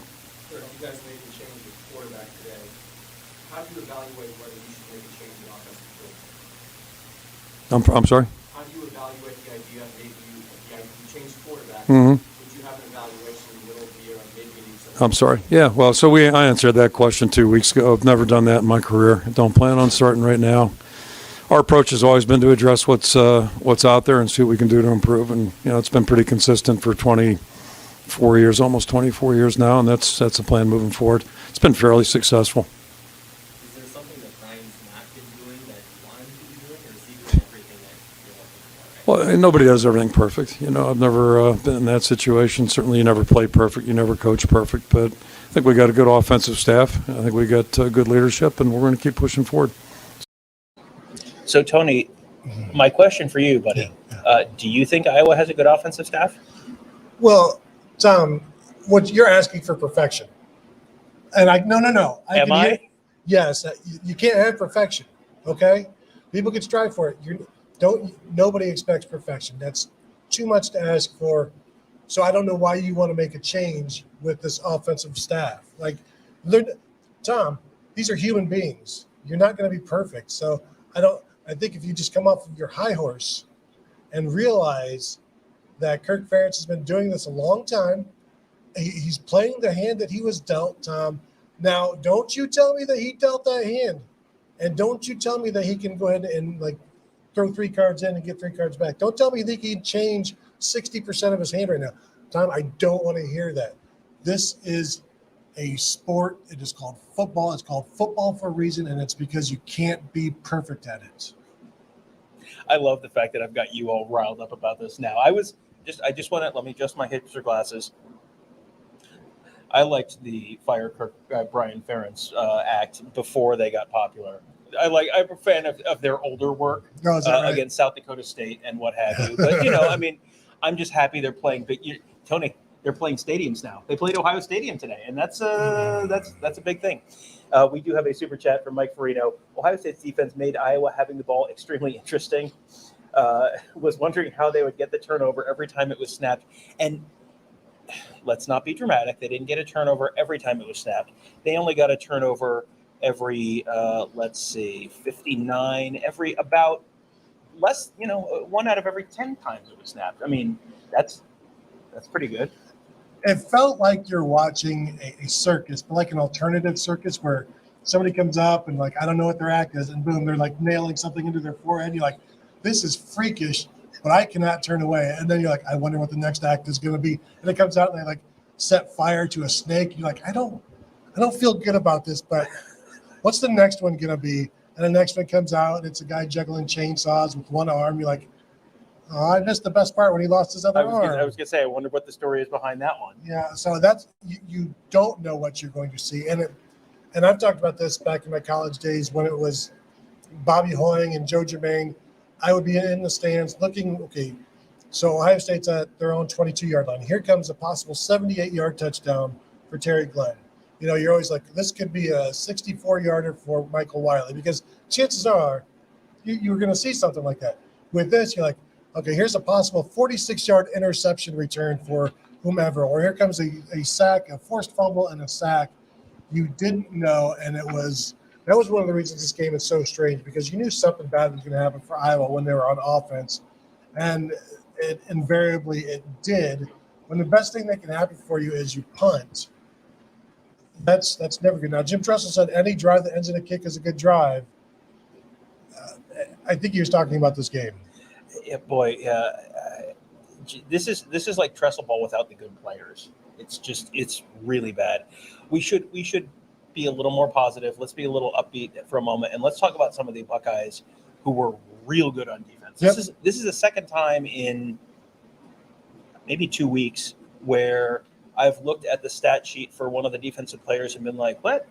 He had more plays than that. And Zach Harrison credited with 2 tackles, 1 sack, 2 tackles for loss, a forced fumble, a pass breakup, a quarterback hurry. I don't know if first of all, he was very impactful today. The stat sheet does not measure. I tweeted out at some point in the second quarter, like the Zach Harrison game, and then he did a bunch of other stuff, and then it's like 2 tackles. Like what? What? And I don't know if he tipped the pass down in the end zone where it was in the second half. Padilla in the third quarter threw a pass on third down. I don't know if he was the one who tipped a pass. Tanner McAllister ended up intercepting it, but he very clearly, I have a picture of him like up high, very clearly impacted the pass, whether it got tipped or not. Did the same thing for Steel Chambers 2 weeks ago or whatever. Yeah, I mean, this was a very impressive game for him. It was there was a lot of Cody Simon in this game too. Yep. Cody Simon had a nice day. Yeah, he was coming in and out for Tanner McAllister. Imagine how many interceptions Tanner McAllister would have had if he wasn't subbing in for Cody Simon. And imagine how many sacks Cody Simon would have had if he wasn't subbing in for Tanner McAllister. Yeah, I mean, the two of them together were really, really impressive. I mean, that was the offense. We can nitpick the offense all we want, and the defense, you can certainly Iowa adjust the stats to like, well, against an actual team that actually is trying on the side of the ball, what would that have looked like? But I mean, that was a very, very impressive performance from the defense overall and from a number of defensive players. David Greenshield says once or twice a game, CJ forces throws into coverage. Yeah, but again, if it's just once or twice, I mean, he's throwing the ball 30 times a game. So if it's just once or twice, that's fine, provided you are up by at least 2 or 3 touchdowns when that's going on. But yeah, he does. And he got away with it once and didn't get away with it another time. And, you know, it's you'll watch it on film, you learn from it, and then do you do it again the next time? Who's to say, Tom? Well, I mean, I don't think Ryan Day is philosophically opposed to throwing into coverage because you've seen how tight of a window he can throw it into. And there are plenty of balls where he throws it and it's like, you know, people will celebrate these throws when it goes 3 inches over a defender's fingertips and 2 feet in front, you know, in this narrow window along the sideline. And then you throw one and it gets deflected or it gets intercepted. It's like, well, that was terrible. Why did you do that? It's like, well, I mean, the difference we're talking about is tiny. And, you know, we have talked before about the 1-inch drill that Ryan Day has run since he got here in 2017. Put up a big screen, a big square screen, maybe 8 feet on each side. And the quarterback stand 25, 30 yards away and try and throw the ball 1 inch over the screen to simulate a defender's outreached hands. I mean, this is not something Ryan Day is saying, no, don't do this. He is trying to get them comfortable with doing that because when you're playing better defenses, the windows get smaller. When you're in the red zone, the windows get smaller, and you've got to be able to execute those. I also don't think we should just ignore the fact that Jackson Smith-Njigba was in the game, then he wasn't, and everybody had to react to that. And there's timing issues. There was one where I think Emeka didn't look back on a pass that was nearly intercepted early in the game, maybe like the first or second throw, where it was a quick throw and Emeka never looked back. We know the pick six 2 weeks ago or 3 weeks ago, whatever it was, 3 weeks ago, I think, that was a situation with the miscommunication. Emeka didn't stop and he kept going. They just didn't read it the right way together. So I think there's perhaps some of that as well, where it's just, talking to Emeka a month and a half ago when he said it's tough to go from one position to the other because you haven't felt that defender yet. You haven't felt how they defend you. So there's a bit of a learning curve each time you have to move to a spot that you haven't played before in that game. Now, of course, he's comfortable playing outside. He's comfortable playing inside. But you have to learn each defender, and it takes more than just 1 rep. It takes more than just 2 reps to get that. So I think maybe there's some timing issues that were there. We've seen that. We saw that against Notre Dame, saw that against Arkansas State in the second game, Toledo, whichever it was. But eventually you see it after a while. Then they get that rhythm, and things work out. Back to Zach Harrison real quick. Remember a few weeks back when he had probably a month now, had the forced fumble on the quarterback. The ball bounced to like the line of scrimmage where it was recovered. It was not credited with a sack. He was not credited with a sack because of that. He was today, forced fumble. I watched to make sure that the ball stayed behind the line of scrimmage. And so I was like, Zach, a few weeks back, you had one of those quarterback sacks, but the ball, went to the line of scrimmage and you didn't get credited with the sack. And he's like, I didn't get credited with a sack? Like, yeah, no, it's I guess there's no lost yardage, even though you hit the quarterback behind the line of scrimmage. And generally, when you force a fumble, that's an automatic sack.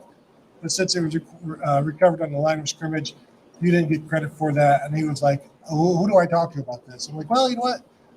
Let's get you in touch with Jerry. Let's have you talk to Jerry. He's like, yeah, I'm going to talk to Jerry. Jerry, I'm Ohio State Sports Information Director. I was like, when you do that, let us get it on camera. And he was looking for Jerry. And, of course, Jerry was busy helping Jim Knowles talk to a crowd of people or something. Just doing his job. Yeah. Yes. Very, very convenient for Jerry. But, Zach Harrison had a great game. And we can talk about Tommy Eichenberg in a bit. But he's always like this after game, whether he has 2 tackles for loss, no tackles for loss, doesn't show up in a stat sheet because he shows up in the game. Doesn't matter, Joe. Yep. Yeah. And Zach Harrison is someone where I think you feel good. You feel really good for him because he's someone who came in with the 5-star expectations, and he was not asking to be a 5-star. He just, some people somewhere said, okay, there you go.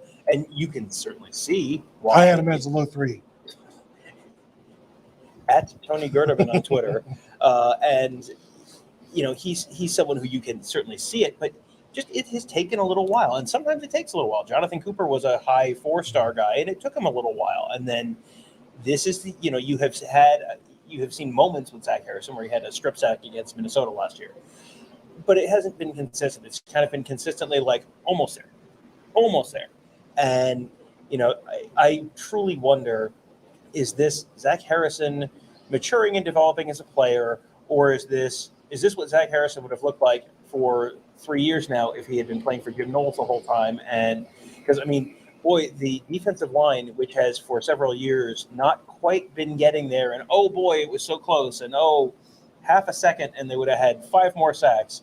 They seem like they're getting there pretty consistently. And, Zach Harrison was, we talked about, potentially tipping that pass for that one interception. JT Tuimoloau was right in Alex Padilla's face on the Tommy Eichenberg pick 6. You have these guys where, they're getting on the stat sheet and making plays, but even when they're not on the stat sheet making plays, they're still making plays. Yeah, and this time, 3 defensive ends recorded a sack. How Jim Knowles said earlier in the week, well, we've got some stuff with the safeties we haven't really done. I feel like they've got some stuff with the defensive ends they haven't really done, and maybe they might start rolling that out, but it was good to see them get to the quarterback. You mentioned Tommy Eichenberg. And Tommy Eichenberg came to the postgame. Why wouldn't he? He had a pick 6. He had 7 tackles, second on the team. He had a tackle for loss. He had a pass breakup. And Tommy Eichenberg, for those of you who don't know, is a very humble person, doesn't say a lot. He's quiet. And he could not have been more bored with his touchdown. He's like, yeah, it was great. It was great. It was good. And somebody said, are you really not excited about what you've done and scoring a touchdown? He's like, well, I got things to do tonight. Same. It's like, I don't have time for this. I've got things to do. Well, what do you have to do tonight? Film, or maybe the family's in town, or, it's just, I've got stuff to do. I've got bills. I've got the dog I got, the girlfriend is coming over, like just random stuff where it's like, okay, but did you have fun today? Did you have a good day? Are you okay? Is everything okay in Tommy's world? Yeah, he is just someone who, a couple of weeks ago, we were at one of those midweek interview sessions where, sometimes other guys from their side of the ball or from the team will come up and, sit in one of the chairs and ask questions.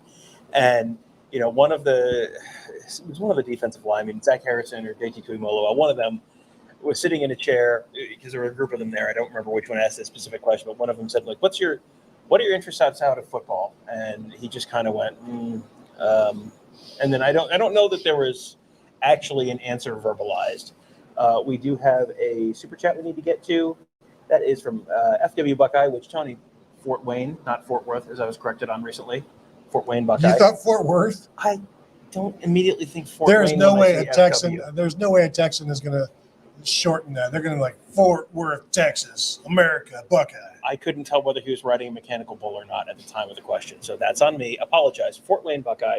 How many points does our defense of last year give up to this Iowa offense? Boy, Tony. Oh, what a terrible! Give that money back. I don't want to talk about this. That's a tremendous question, and why? I honestly, I don't think the answer is that much more, because it wasn't. You still have the players. You still have the skill on the defense, and you can coordinate your way into, a less than ideal situation. But just the talent on Iowa's offense, like what was the leading wide receiver for Iowa today? Had how many? 1 catch for 5 yards. The wide receivers. I mean, Arlen Bruce 1 for 7. Yeah, I mean, I think there is a certain point at which your defense or your offense is so bad that even a bad defense you can't. Because what did they score against Nevada? Nevada 27 It's like points, 27, I think. 27 points against Nevada, 27 points against Rutgers. Last year's Ohio State defense was at least Rutgers caliber, right? So, maybe if you want to tell me they scored 27 points, like, okay, maybe, but I think you're still looking at, like, give them another touchdown, another field goal, and they get to 20. Like, okay, yeah. No, I was going to say they get to 10 based on offensive points for them or whatever. You take the Stroud touchdown off, they might break a touchdown, but that's about it. They're pretty inept. Yeah, this is a very, very bad offense, and defensively, that last year this would have been a game where it's like, see, we are good defensively. This would have been like a false sense of security when we held Iowa to 19 points. Hey, 4 field goals and a touchdown. Not just anyone can do that. Only the teams on their schedule can Yes, do that. yeah. No, that they would have been just fine against this Iowa offense last year. It's just really, again, one of the worst offenses I've seen in Ohio Stadium. Yeah, it was consistently somehow worse than you expected. Yeah, I mean, and genuinely. we impressive. expected the absolute worst, yeah. and we were, I don't know, surprised, delighted, disappointed, disalighted. Do we have, Kevin, do we have listener questions that we should get to? We do. Okay. If you want to just punch them up, I can read them off the screen because there is a loud fan going in here, and I don't know how well we're going to hear Kevin. Wingman Ted says that does Emeka's usage remind anyone of Curtis Samuel more and more every single week? That's interesting. Now, they're not going to run Emeka up between the tackles like they did Curtis Samuel, but I am all for getting him the ball on the sweeps. I said it a few weeks ago. Like, the more you give that guy the ball, I'm good with that. He carried the ball with 2 carries for 10 yards. He caught 6 passes for 80 yards. I think I don't know that you need to go much beyond 2. What is the workload that you want to give him? But I really like, and I say it every week, I like the jet sweep game because not only is it good for the receivers, it's good for the running game, it's good for the play action stuff. The safeties, are running around. Like, there's no reason. I don't know what the reason is not to do it, because it's not like the guy that is doing the sweep run and you fake to him. It's like, well, now he's out of play. No, he's not. Like, that could become a wheel route real easy. And as we know, undefeated. Yes. But before we get off of the topic of Curtis Samuel, of course, an early Urban Meyer era player. I was standing on the sideline, as one does during a game, to shoot photos. And at one point, I was somehow aware of, in my peripheral vision, our buddy Andrew Lind shooting photos like in my direction. And I'm like, what are you doing? And then turned over on my shoulders, like, oh, there's Urban Meyer standing right next to me. And a few moments later, Jeff Hireman and I think Zach Boren, Zach Boren, yes. I was going to say one of the Borens, I think it was Zach, yes, came down. And we're talking to Urban, very excited to see Urban and talk to him a little bit. And I was standing in the on your TV screen, the left end zone at the bottom of the TV screen. Okay. So Jeff Hireman at one point was regaling Urban Meyer with the story of the time that he saved the Urban Meyer era at Ohio State by catching a pass against Purdue in that very corner of that very end zone in 2012. Because otherwise, boy. The Urban Meyer era might have gone. Urban, I don't know, was Urban, I think, found it amusing. Jeff found it extremely amusing. So that was a fun moment. Did Urban retort with the 4th and 2 against Michigan State in 2013 in the Big Ten championship game? No, he did not. Oh, yeah, I don't think Urban enjoys that memory. He did not during the Big Noon kickoff show. They brought up the 2017 Iowa game, and Urban was not very happy about that being a topic on the show. Like, very plainly, like, I don't think it was a bit. Like, I think he was just really not. Did he not expect? I mean, let's go to the super chat. It doesn't, yeah. From Jeff Hines, super chat. The difference between Michigan and Ohio State and Michigan. We debate how many problems we have after a 44-point win, and they celebrate a 13-point win against the same team.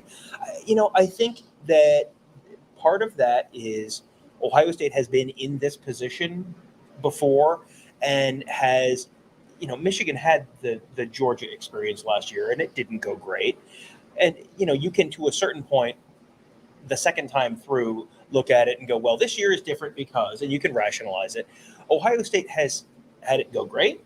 Ohio State has had it go great in the first game and not great in the second game. And Ohio State has had it go, well, speaking of games Urban Meyer doesn't want to talk about, the 2016 Fiesta Bowl, not great.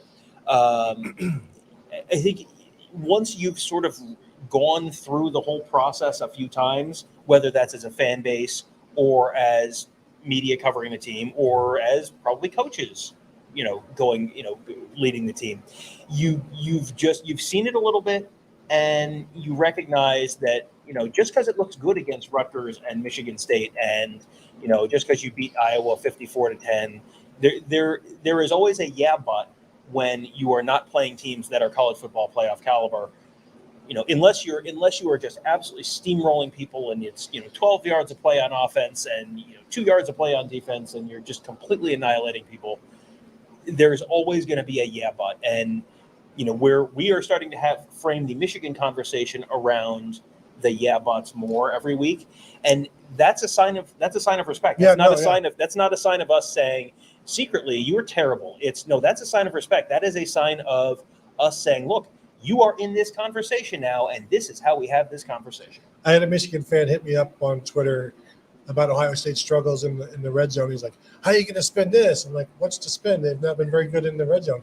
He's 54 points, sucker. What up? Well, and this was like the first half, so there's no retort at that point. If you had said 54 points, you would think about how smart you would have looked eventually. No, you're right.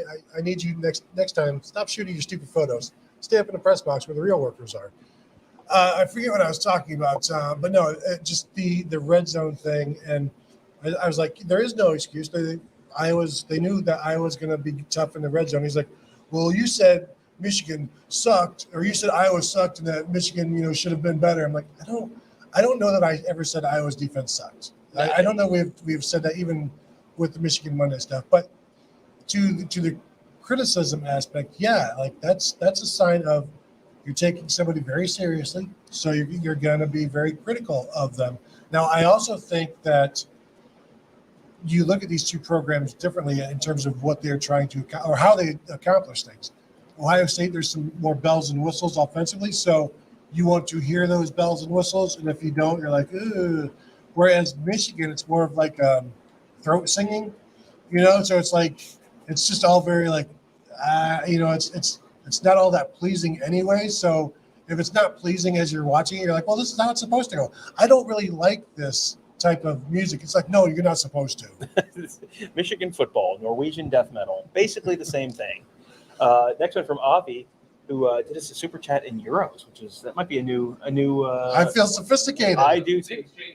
I do. All right. He says it's like people who say that teams must look a certain way against X team, or else they're doomed against Y team, that have never watched football before. By the way, can we not run straight forward for 1 yard? I mean, there is some, but again, Iowa was trying to take the run away, so you can't run the ball. But no, there's. I thought coming into this game, the running game has been fantastic. So to see issues pop up again, Ryan Day didn't say he was concerned about it. I don't know that you get concerned after one game, but you do take notice of it. You take a look at what happened. Why did it go wrong? How do you keep it from going wrong? But I think, short yardage offense is tough because you've got short yardage defense going against it. And so there's not a lot of room there. Texas or Busted has an interesting one here. The refs let the Iowa DB super handsy on the wide receivers today. There was a play down in the top right corner of the end zone, southeast corner of the stadium, where Jackson Smith-Njigba was down there. And, I mean, watching it through the camera lens from about 15 feet away, and then going back and looking at the pictures, it sure looked like there was a good bit of contact beforehand. And, I don't know if that one jumped out to you the way it jumped out to me. Yeah, no, we were all looking at the TV to see a replay of it. And you add one of those, you throw another touchdown on the board in the first half, and all of a sudden, now it's 30 to 10 instead of 26 to 10. And 26 to 10 is one of those numbers. It's like the number looks weird, so therefore it's like I bet this is all the bad football scores, 2, 4, 5, like. All the numbers that look weird, like 26's number that looks weird is like, did you miss 2 extra points? Did you get 4 field goals? You get to 30, it feels a little different. Whether it material is, I don't know. But I mean, did you have the sense that there were a lot of grabbing and pulling on receivers? That one was, I thought, it should have been called. It's really hard to see, like, in terms of any particular play, because again, we have a TV on top of us in the press box, and then we've got the TV, the scoreboard, which they don't always show anything, and it's hard to see. At least in the first half, it's hard to see the TV because you're being scorched by the sun, and so your rods and cones don't actually work all that well, which is another issue entirely. But wouldn't you be grabby and holdy against the Ohio State receivers, because it's a physical defense anyway, and it's probably one of those things where they're not going to call them all. Like Michigan does that has done that in the past. That one stuck out. I don't know that any others did as we were talking and watching the game, but that's another thing to watch on Tuesday or Wednesday when we do our rewatch. Yeah, and I think this is another one of these things where it goes kind of in the same column as the, if they're really pressuring the offensive line and putting people in CJ Stroud's face, and that is consistently working, you're going to see that more. If clutching and grabbing his wide receivers is not going to get called every time, well, you're going to see that more.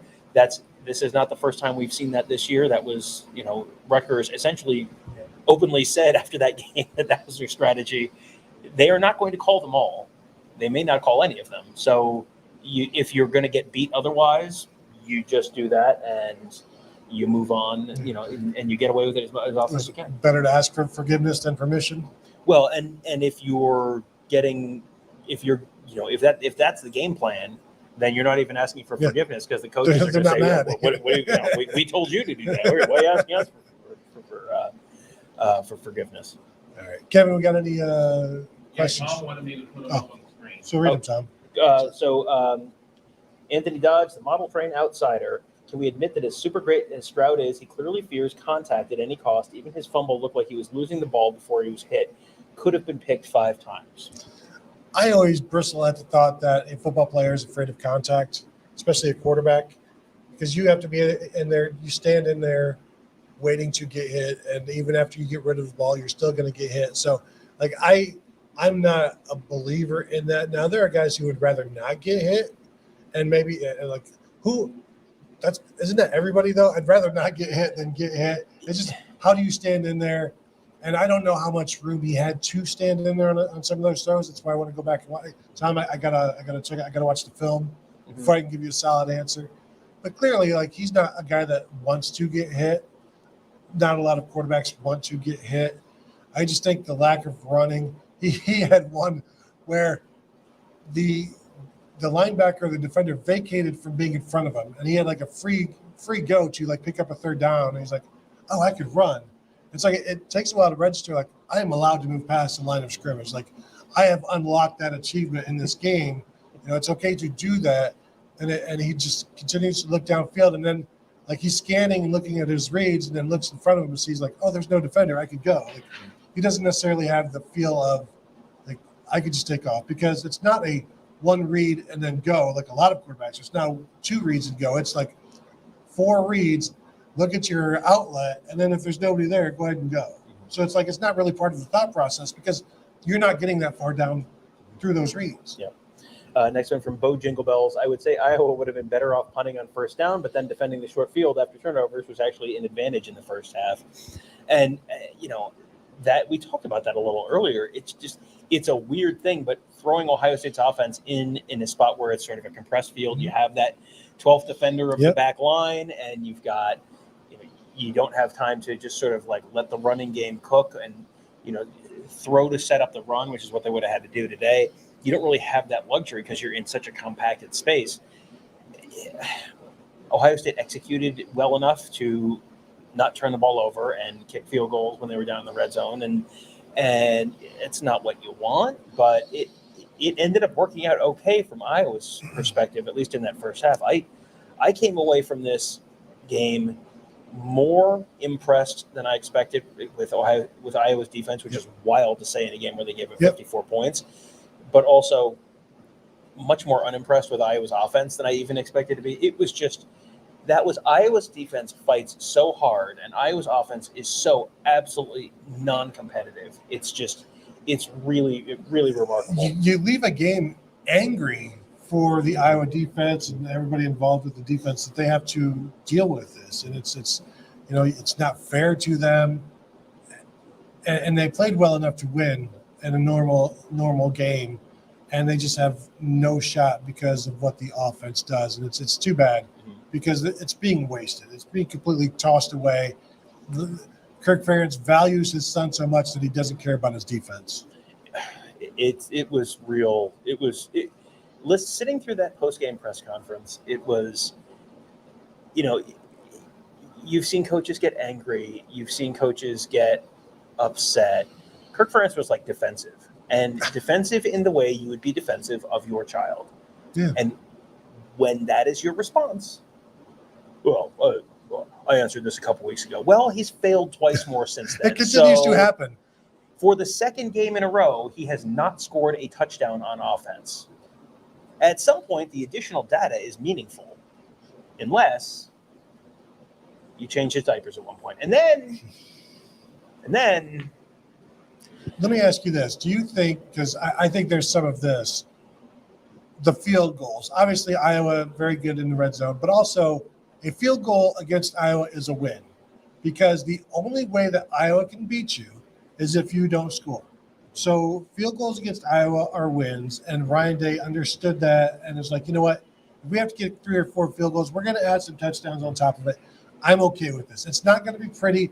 I'm okay with that. He didn't. I don't think he cared about what the fans thought, because he even took a knee at the end of the half. And he said in the past, we didn't want to get booed, so we didn't take a knee, or we took a shot. It's like this one, he didn't care what anybody had to think, and you saw like they got an ovation at the half rather than booed. I was expecting to hear some boos. I didn't hear any from the press box, but this was one like, you cannot look for style points against Iowa until you know it's over, and then you can throw C.J. Stroud a bunch in the fourth quarter. yeah, and I don't want to say that was a really obvious point and everyone in the stadium understood it, but you didn't even have me tweeting about Ohio State kicking field goals the first half. It was just kind of like, yeah, I mean, whatever, just put the points up, and it doesn't. You're going to have to not. There are going to be games where you have to not do that. With Iowa's offense, it was you get to 17 points, and it's like, well, walk me through a scenario where, barring another turnover for 7 points, that they get to 17, and probably not going to happen. Next one from Wingman Ted: did Caden Curry get some more playing time because of the finish on the Iowa punter? Kirk Ferentz made it very clear during the post-game press conference that was totally the punter's decision, and he hadn't talked to him about the decision, but that was one of those. I assume it was an automatic, which, I mean, I don't know what the automatic would have been. He seemed very hesitant, like he saw something and started going, and then there were like 4 Buckeyes there. So it's like, I don't think 4 unblocked defenders is what triggered the automatic there. So I'm not sure what it was, but did Caden Curry get a bunch of time in the fourth quarter? He got a half a sack at one point. Yeah, he ended up having his helmet came off on a play. So who comes in? Zach Harrison for that next play, and then Caden Curry goes back. Okay, I saw Zach Harrison very late in the game, and I was like, this is kind of weird. Like, why are Stat you running? matter. Yeah, but no, the Caden Curry thing. My theory is that Torrey Taylor, the punter, saw a guy in 92, thought it's probably just like a backup tight end, that not even good enough to be in the 80s, and I can juke this guy. And it's like, no, it's actually like a smaller defensive end who can match you step for step. Well, and Xavier Johnson was up there. Like Xavier Johnson, like jumped up and thought he was going to throw a pass at one point, and it was weird. Like he hesitated, and it was well defended. It was odd looking for a number of reasons. There was nobody to throw the ball to, not that he was looking to throw the ball. Yeah, Xavier Johnson didn't know what the play was, but that's okay, because the guy who was running the play also apparently didn't know what the play was. Another one from Wingman Ted: do you think Spencer Petras is done for the season now?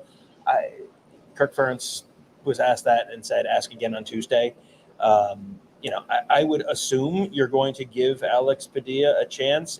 Alex Padilla was no better than Spencer Petras, but apparently Alex Padilla said he's gotten, quote, a few snaps with the ones the last few weeks, which is like, I'm sorry. You didn't prepare your backup quarterback with the possibility that you were of working with the one, and then the first play they fumbled the snap because he has not been working with the first team with the center. But Kirk Ferentz made sure everyone knew that. We told them at halftime they were working with it at halftime. So I know the center. Everyone wants to blame the center all the time, but as an offensive line guy, I gotta put it on both of them. It's like, I'm sorry. Can you put it on the coaching staff? Like, you're getting paid $6 million a year from now until the heat death of the universe. Like, it's okay. You can take the blame for something. You don't have to blame everything on the 20-year-olds. Like, give me a break. Are you saying this offense is not well coordinated? Oh, because Tony, I would never want to say that. You're asking for perfection. I am. You are asking for an offense to come in here and score 100 points against an Ohio State defense that has not given up 100 points probably ever. And you're asking for them to do that. Perfection. Beyond. Sure am. You disgust It's extremely unfair. Cheryl says Iowa doesn't like change. Yeah, I mean, and you know what? They have been very consistent. And you know, Kirk Ferentz talked about the fact that, well, you know, we've had a bunch of different teams, and we've been very successful over the period of time. And sometimes one side of the ball is better than the other. And it was like, I'm sorry, when was the offense better? When was it that the offense was carrying the defense in Iowa? I don't remember that maybe ever happening. On offense. Yeah. Just on offense. I do want to go to, we have our shot of the game segment. Okay. Do you want to go to those? Some of the a selection of photos from the game, if we can pull those up. So this is Mayan Williams scoring his touchdown, doing a little dance in the end zone. Mayan Williams did not do a lot in the course of the game. There just wasn't a lot of room for him to run, but that was a big play. I think that was first quarter, right? The first quarter. It was and they were also being challenged to like be physical and score down there. Yeah, that was the first quarter. That was the first touchdown of the game for Ohio State. Made it 10-7, gave them the lead for good. Here's the punt. There's Caden Curry running directly through the punter. But if you look, there's Xavier Johnson is there. Lathan Ransom is there. There's just there was nothing there. And I mean, maybe it looked good from the TV view, but I was standing essentially right behind the punter, and I'm looking and I'm going, I don't know what you're looking at, but what I'm looking at looks like you're not going to make this. Do Australian punters count counterclockwise, and maybe you don't see them? Like, I don't understand how that works. It's the Coriolis effect. Yes. They get the boot, like in The Simpsons. Kick him out of the country. Lathan Ransom and Xavier Johnson celebrating. Caden Curry still laying on top of the punter. Caden Curry finished that tackle, and he's still finishing it right now. We talk about. There was a question earlier about guys who don't like to get hit.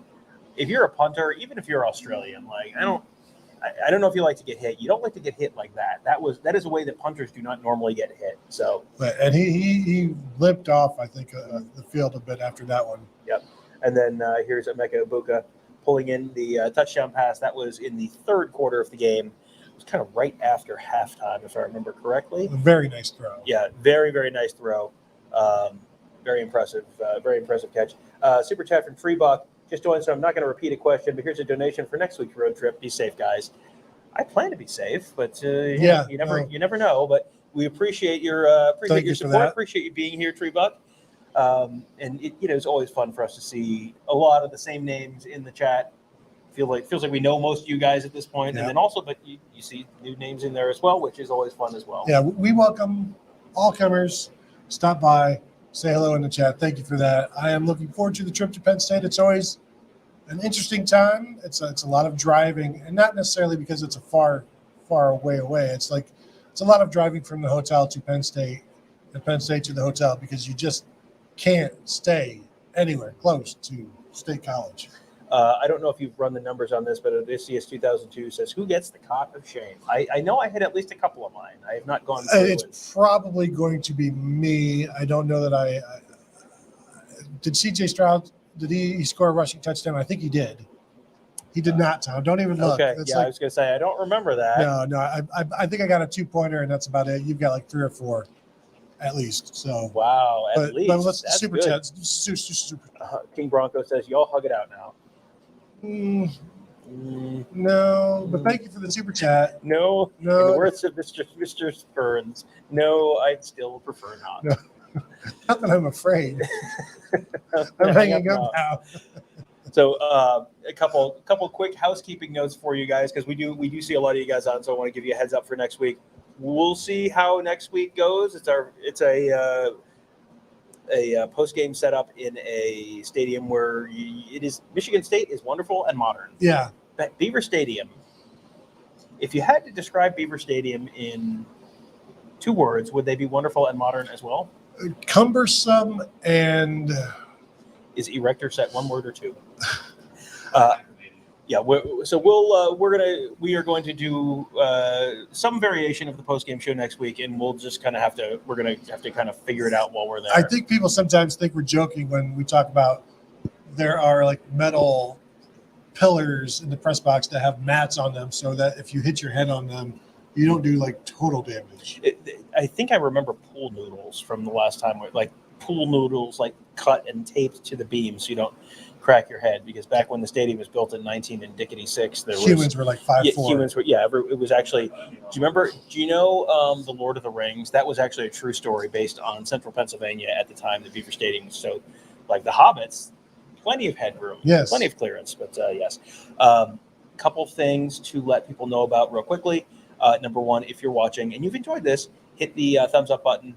We really that will help make this do YouTube magic somehow. I don't know, but it does help. Something else that would be super cool, we'd really appreciate, that is pretty easy for you guys. If you like these shows, share them. Share it with your friends.